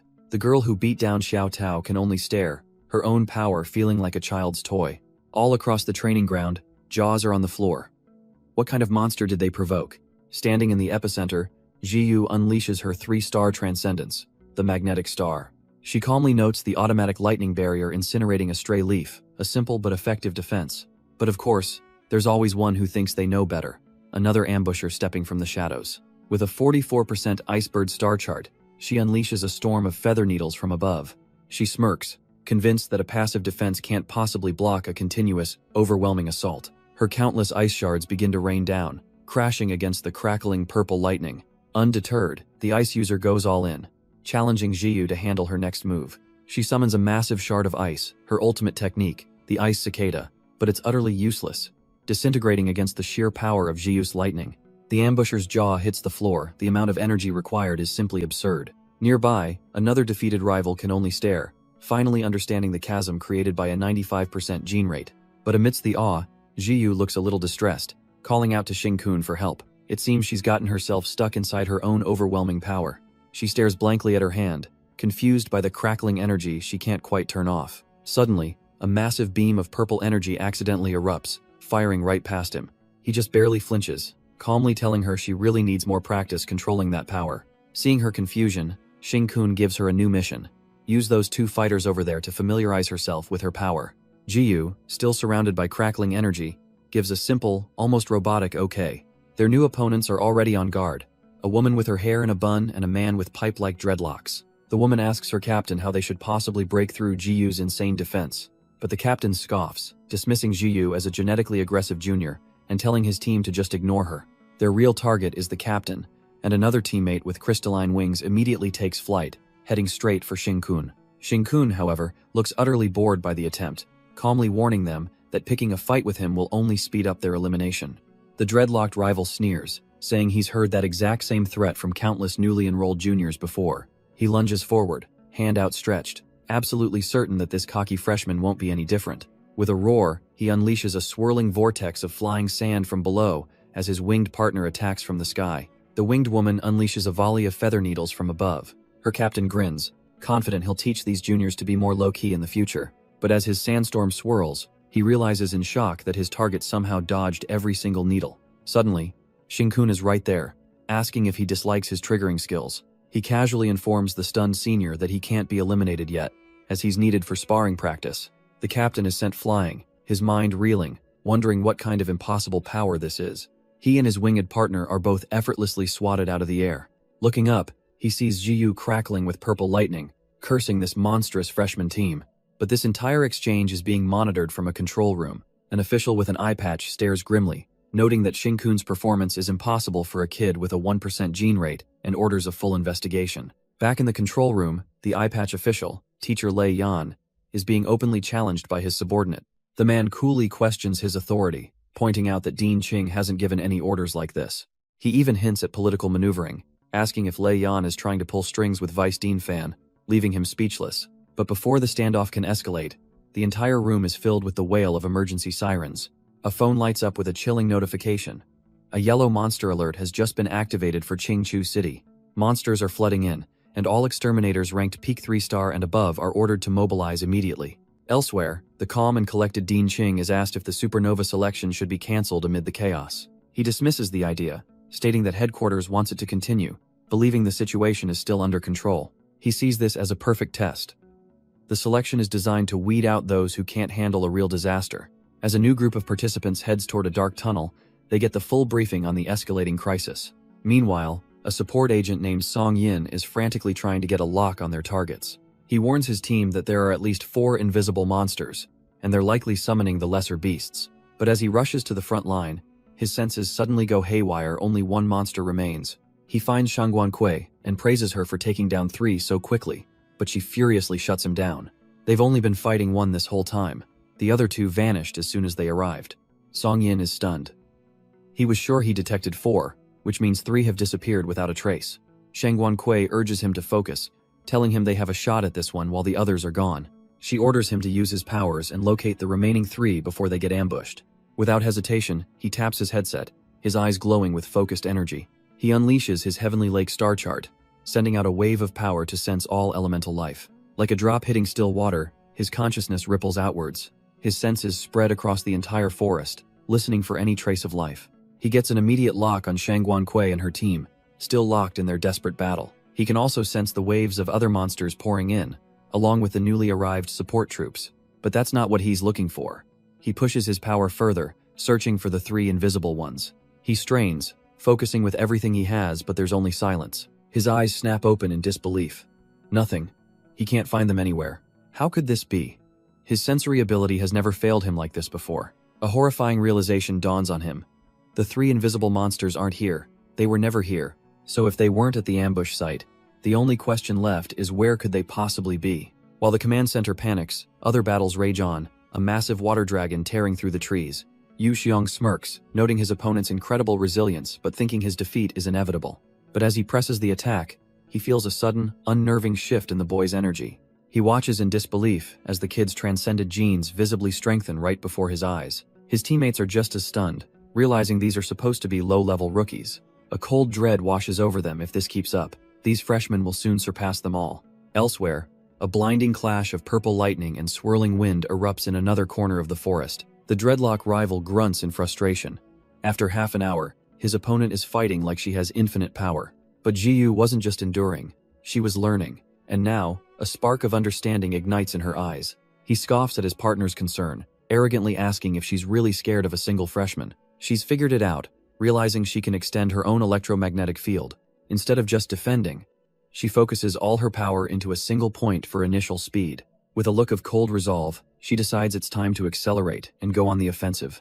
Jiyu becomes a living cannonball of purple lightning, blasting through the forest canopy. The dreadlock rival's arrogant smirk vanishes, replaced with disbelief at the incoming attack. She hurtles towards him, ready to release a massive blast of stored electricity. But right at the critical moment, her power fizzles out, leaving her confused and vulnerable. She lands awkwardly, realizing she's out of juice for external attacks. A sinister grin spreads across the rival's face.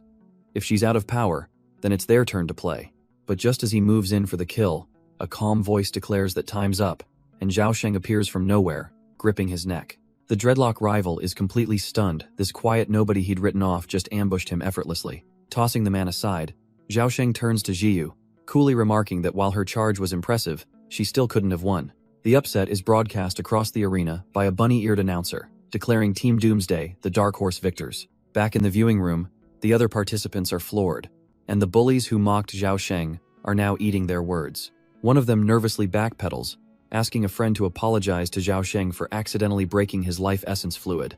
As the first phase ends, we get a glimpse of other powerful fighters like Ma Xiaolong, a reminder of the monsters still in the running. With the initial culling complete, the announcer declares the start of the second phase where only one team can be victorious. This time, it's not about strength. A reward is hidden in the arena, and the first team to find it wins it all. The bunny-eared announcer adds a little twist.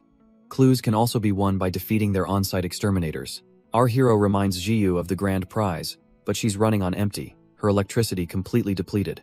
It would take at least 2 hours to recharge, she explains, just as the grateful participants they saved limp over. With a confident smirk, he tells her not to worry. Her fight is over, and he'll handle the rest himself. Meanwhile, another hotshot named Fan Shizai tells his crew that for him, the game's already won. He casually decides to split up, sending his team to gather clues while he goes off to try his luck. With an air of absolute self-assurance, Fan Shizai wanders off into the woods alone. But he's not as alone as he thinks. A secret voice transmission crackles to life in his ear, addressing him as Young Master Fan. Turns out, 12 hours ago, Fan Shizai was getting a little pep talk from Dean Fan. The young master was smugly confident, already seeing himself as the strongest of his generation. He thought their family's takeover was years away, but Dean Fan corrects him the timeline has moved up. Their secret weapon, the Everlasting Blossom, is about to bloom in just 1 month. When it does, it will supercharge the area, allowing the Fan family to create hundreds of 4-star transcenders. And at the apex of it all, his brother and father will use the eternal flame to become the nation's first 5 stars. All this pressure now rests on Fan Shizai to become the MVP and lead their new world order. As for their little recruitment problem with Jiyu and the ever-annoying Xing Kun, Dean Fan's patience has run out. He orders Fan Shizai to find an opportunity to crush them. After all, their unique genes would be far more useful in a lab experiment. Fan Shizai accepts his uncle's dark orders with a sinister little smirk. He knows the whole competition is rigged, with the prize just meters away. But for the cameras broadcasting live, he has to pretend to be searching. He conjures a wisp of red flame, a tiny spark to begin his little show. He sends his fire spreading out, a flashy but empty probe of the forest. Of course, it finds nothing, and he smugly plans to repeat the act a few more times. But as he moves to his next search spot, he sees someone already there. It's Xing Kun, of all people, just casually standing in his path. Fan Shizai scoffs, thinking this lucky fool must have wandered here by chance. Then Xing Kun's eyes light up and he sprints off, leaving a stunned Fan Shizai to realize he's been beaten to the punch. Fan Shizai's mind reels. That's not a random sprint, it's a direct path to the reward. How could he possibly know the exact location? The confusion quickly curdles into pure rage. He scoffs, trying to convince himself that this nobody just got lucky again, disrupting his perfect plans. But a wicked grin spreads across his face. Luck can't change the fate of the lowly. Unseen by the participants, Dean Fan reveals his trump card, a hidden 4-star mental transcender guarding the prize. In his mind, Fan Shizai is the only one worthy. A peasant like Xing Kun doesn't stand a chance. He stands tall amidst the trees, absolutely certain that the reward will belong to him and him alone. But another player is moving through the forest, one who can smell the tantalizing energy of every transcender. Monster Lord practically drools at the thought, but reminds himself he can't just eat them. Not yet. He finds the spot easily, knowing this reward will evolve both his human and monster genes to the next level. Just as Monster Lord reaches the prize, he's cut off by the hidden guardian, Xing Kun. The guardian's eyes glow, instantly identifying his opponent's signature powers, blue flame and metal. He unleashes a volley of golden spikes, but Monster Lord just plays dumb, shouting that they've got the wrong guy. Watching from a distance, Fan Shizai is utterly confused. Who is this nobody? And where is the young master he was supposed to protect? He listens intently as the guardian calls the intruder Blue Flame, a name that seems to ring a bell. Xing Kun warns him to back off, vowing to expose his disguise if he doesn't retreat immediately. With a gesture, he commands his golden energy to return, forming a storm of crystalline shards. The entire area is consumed by a massive, blinding explosion. But when the light fades, Monster Lord is standing casually behind him, completely unharmed. Bound by his own power, the Guardian lies defeated, realizing his opponent knew his every move and was simply on another level. Fan Shizai can't believe his eyes. He wonders if Xing Kun threw the match on purpose. He's done watching. He gives the signal to his trump card. Take him down. A new agent steps forward, boasting that with all the high rankers gone, he's secretly the strongest one here. He thinks to himself that he just needs to stun this guy until his young master arrives. But Monster Lord doesn't even let him make a move, unleashing a crushing psychic shock. His eyes are dead calm, completely unfazed by the supposed strongest fighter. The agent starts to thank him for going easy, but a horrifying realization dawns: the attack isn't stopping. Panic floods his mind. This supernova selection is crucial for his master. He absolutely cannot fail. He tries to steel his resolve, pushing past a traumatic memory of someone he couldn't protect. But it's useless. The psychic assault intensifies as Monster Lord looms over him, utterly dominant. The agent's mind completely shatters under the psychic onslaught. Hes crushed by the sheer monstrosity of his opponent's will, unable to comprehend such mental power. And just like that, the self-proclaimed hidden ace is on his knees, utterly broken.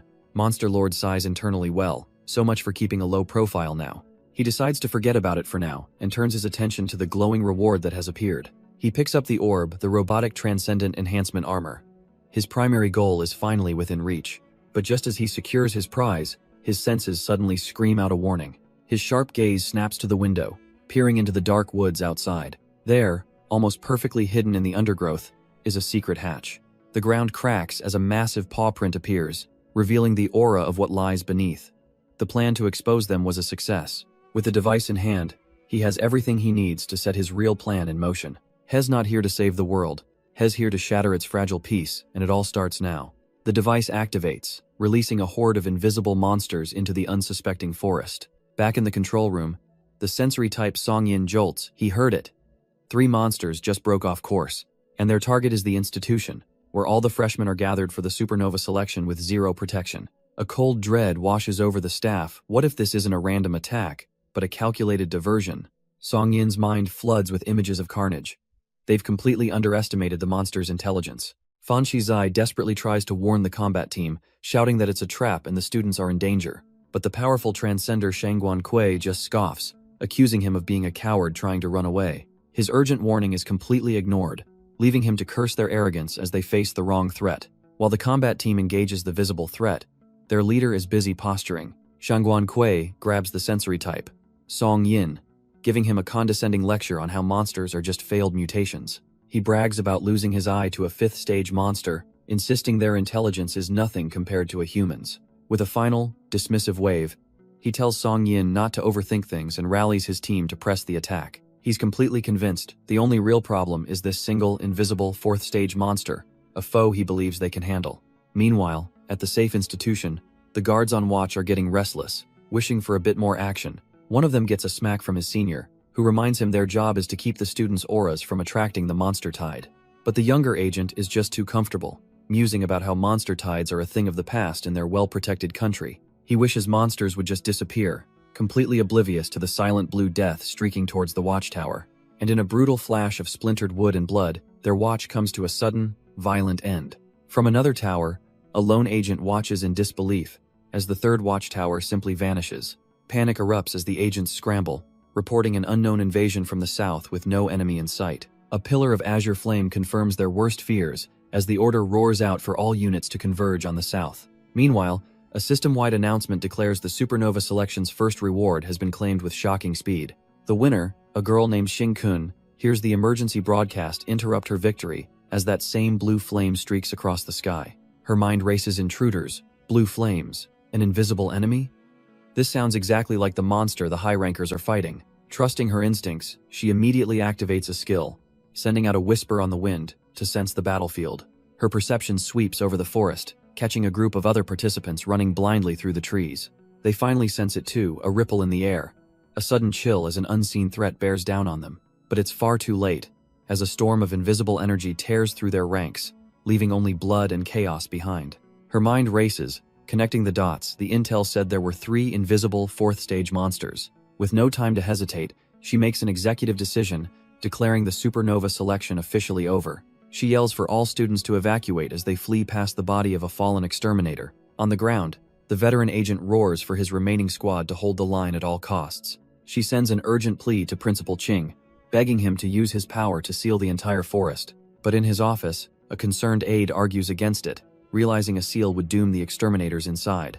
The principal, however, cuts her off, stating that Slaughter Rabbit's decision is the correct one. His aide can only watch in shock as immense power begins to radiate from the old man. He floats towards the window, declaring that no matter the danger, their duty is to protect the weak. The monsters will not leave this arena. He proclaims that they will all face this threat with courage, and with a surge of green energy, Principal Ching unleashes his power. The wooden enigma assault. Down below, Jiyu and the other students can only stare in disbelief as the entire forest comes to life around them. Before she can even react, a living branch snakes out and snags her, lifting her off her feet. All across the arena, students are scooped up by the reanimated trees. This isn't an attack, it's a forced evacuation. As the forest itself begins to eject them, one by one, they're flung from the battleground, landing in a chaotic heap outside the school building. Jiyu tumbles through the air, only to be caught by our hero, who seems just as confused as she is. She angrily accuses him of something, but he quickly insists he was thrown out too, a victim of the principal's grand plan. He looks back, shouting at the old man for his reckless methods of clearing the field. But then his eyes widen, a dawning horror spreading across his face as he realizes the true cost of this evacuation. The wall of wood looms before them, an impenetrable barrier sealing off the school from the outside world. Our hero's enhanced senses are on high alert, yet he can't get a read on the exterminators inside a grim sign. He overhears other students piecing it together. The top fighters were sent to the tunnel, but the monsters appeared here instead. And the cold realization dawns on him. It was a trap. The monster's intelligence has been fatally underestimated. While he's processing this, another student with cable-like hair loses his cool, screaming that he's too powerful for this treatment. He declares himself a future exterminator, channeling raw green energy into his fist, ready to punch his way back in. But his grand attack does absolutely nothing, fizzling out against the magical barrier without leaving a scratch. Just then, A magenta-haired girl steps forward, calmly offering to handle it, claiming she can crack the principal's technique. Yellow and green energy swirls around her hand as she presses it against the wood, attempting to open a pathway. The arrogant student can only stare in disbelief, his bravado completely deflated as she prepares to succeed where he failed. But her attempt to go in alone is met with fierce opposition, not just from rivals, but her own teammates. Just then, another faction, the Rootbreakers, shows up, smugly announcing they'll be borrowing her passage. Their leader flashes a look of pure killing intent, a silent promise of what will happen if they're denied. The cable-haired student scoffs, basically telling them to go ahead if they have a death wish. And with that, the floodgates open as dozens of other ambitious students surge forward, eager to prove themselves. A self-satisfied smirk crosses his face. If they all want to rush in and get wiped out, so be it. But his bravado evaporates when we see the result. The ground is littered with the unconscious bodies of everyone who tried. While the failures pile up, a lone student cloaked in green energy simply phases through the wooden barrier, unnoticed by the chaos. The Monster Lord, watching from a distance, calmly declares that he'll be going in too, but not yet. His eyes burn with focus. He tells Ju to simply survive until he's ready to make his move. He turns to his companions, ordering them back. Now is not the time to be reckless, but as they pull away, another figure of interest appears, the so-called young master fan. His subordinate intercepts him, frantically explaining that the arena is a death trap and they need to retreat. The young master responds not with words, but with a hand clamped firmly around the man's throat. He's seething, demanding to know why he allowed someone named Shinkun to steal his prize. An intense blue flame ignites in his palm, so powerful his subordinate fears he's about to be erased. The terrified man sputters out an excuse, claiming he was hit by a mental attack and is still reeling. But then he reveals a crucial clue. This Jinkun is also known by the name Blue Flame. The information hangs in the air as the gears in the young master's head begin to turn. Back with our protagonist, he has new orders. They're not retreating, they're securing the area. He knows time is running out. He must reach 3-star transcendence before the next arena. The plan is to use the artificial device to fill the gaps in his genes and then construct his star chart. But the device, now an inert gray bracelet, is powerless after a single activation, and that one use cost him an entire vial of life essence fluid, such a painful waste. Thankfully, he has a solution: drink the fluid himself. He can then use his own body as a conduit to channel the energy directly into the bracelet. But after downing one, a horrifying calculation hits him. It'll take about 30 vials to fill it up. Worse, he realizes his own genes can't possibly compete with the monsters inside for that much energy. Meanwhile, deep within the now sealed arena, another participant finds herself trapped. The gray-haired girl can't even get a signal to livestream, so she decides to record her fight instead. With her floating sensors fanned out, her first priority is simple: find the monster. And just like that, a massive crystal eruption in the distance gives her the perfect target. She grins, ready to pull up her recording and bring her audience along for the show. But before she can, an invisible force shatters her phone in a flash of light. A razor-sharp projectile of pure energy slices through the dense forest, catching her completely off guard and sending her flying back. She slams hard against a tree trunk, the impact rattling her to the bone. Coughing, she realizes a last-second wind barrier is the only thing that saved her life, annoyed that she couldn't record the attack. A calm voice then calls out her code name, Slaughter Rabbit, as Principal Ching appears, explaining there are 3 invisible monsters here. Even as a 4-star transcender, he can't locate the third, and tasks her with finding and containing it herself. She understands her mission. If this last monster gets past her, everyone in the institution is done for. Wincing from a few broken ribs, she grimly jokes that the compensation for this job will be great for whoever inherits it. With no other option, she decides to go all out, gathering shimmering green energy around her. She unleashes her wind chant, a desperate attempt to locate her invisible foe. But her attacks slice through the empty woods. She can't find it, and the thought of 3 of them sends a chill down her spine. Suddenly, her senses flare up, catching movement that isn't the monster she was looking for. To her absolute horror, a group of students has arrogantly marched right back into the battlefield. She screams at them to get out of here, furious that these brats are throwing their lives away. But as her attention is on them, a shimmering force slams into her from behind the monster was waiting for an opening. Panic sets in. Even at full strength, she knows she wouldn't be able to save all of these idiots at once. Wounded but resolute, she takes command, telling the overconfident fools to create a windstorm to disrupt the monster's senses. The students eagerly comply, the cable-haired leader unleashing a gale, while another summons massive golden shields. He smirks, completely assured of their victory, boasting that they came fully prepared and on high alert. Together, they erect a towering wall of golden crystal, a defense they believe is more than enough to handle this creature. but the gray-haired girl can only watch in absolute terror as their plan backfires instantly. The so-called ultimate shield, their strongest defense, is obliterated in a single, contemptuous strike. His confidence evaporates as he stares at the empty space where his arm used to be. A brutal wake-up call. Finally grasping the reality of their situation, he grabs the girl, screaming that he'll cover their retreat. He shoves her towards safety with a pained grin, insisting he can still fight with his remaining hand. As they flee, another student grimly clutches a fallen comrade's bloody hat, the horrifying truth dawning on them all. This is a monster that even the strongest can't survive. One of the students declares it's time for a final gamble, suggesting they throw their strongest fighters into the fray. Another agrees with grim determination. It's their duty to fight, even if it means none of them make it out alive. The others turn to their injured senior, asking her to give the order for one last, desperate stand. She looks at her brave, foolish friends with a sad smile, acknowledging that they might all die here today. With a sharp command, she rallies them for a new strategy. They have to force the invisible beast to reveal itself. A volley of attacks slams into the trees, and a massive spray of blood confirms they've finally drawn first blood. But a panicked shout echoes from the blood-stained entrance of a nearby tunnel. A student screams at someone named Shangguan Kui, questioning if she's lost her mind for rushing in alone. But it's too late. The blue-haired fighter is already deep inside, charging an enemy she can't even see. Her face is a mask of pure resolve, ready to face the invisible horror head-on. But her reckless charge comes at a price, as the invisible beast lands a brutal blow. Blood erupts from her arm, and her comrades can only scream for her to fall back. Just then, reinforcements arrive, led by a scarred veteran who scoffs at her recklessness. Peering into the tunnel, they realize they're trapped. They can't risk splitting up, but the students are their future. And her sacrifice pays off. The beast is finally revealed. A hulking red monstrosity now visible to all. Her female colleague is relieved, believing that now they can simply deduce its weaknesses. But as the creature fully materializes, her confidence evaporates. What is this thing? It's a creature from a bygone era, something that resembles a dinosaur from the ancient world. No, it can't be. It looks exactly like a triceratops, a monster that shouldn't exist. The veteran makes the call, ordering his two subordinates back to save the students, while he prepares to take this beast down for good. The veteran's blood runs cold. If this is a triceratops, then humanity has catastrophically underestimated all monsters. Miles away, Monster Lord paces in his room. Feeling a familiar drain, the monster genes are consuming his energy again. He scoffs, deciding if they're going to take from him, he's going to take something right back. He understands the principle.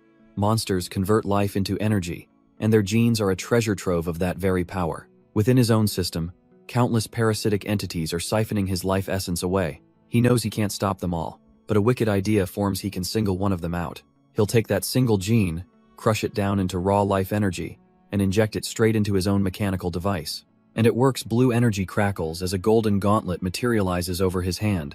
The feeling is a little different than his usual power, but who cares, as long as it works. This new gauntlet can convert and simulate transcended genes, the perfect tool to accelerate his star chart cultivation. With this new gauntlet, he can simulate a 3-star transcender's power. He focuses his mind, preparing to use that power as a core to evolve his own monster genes.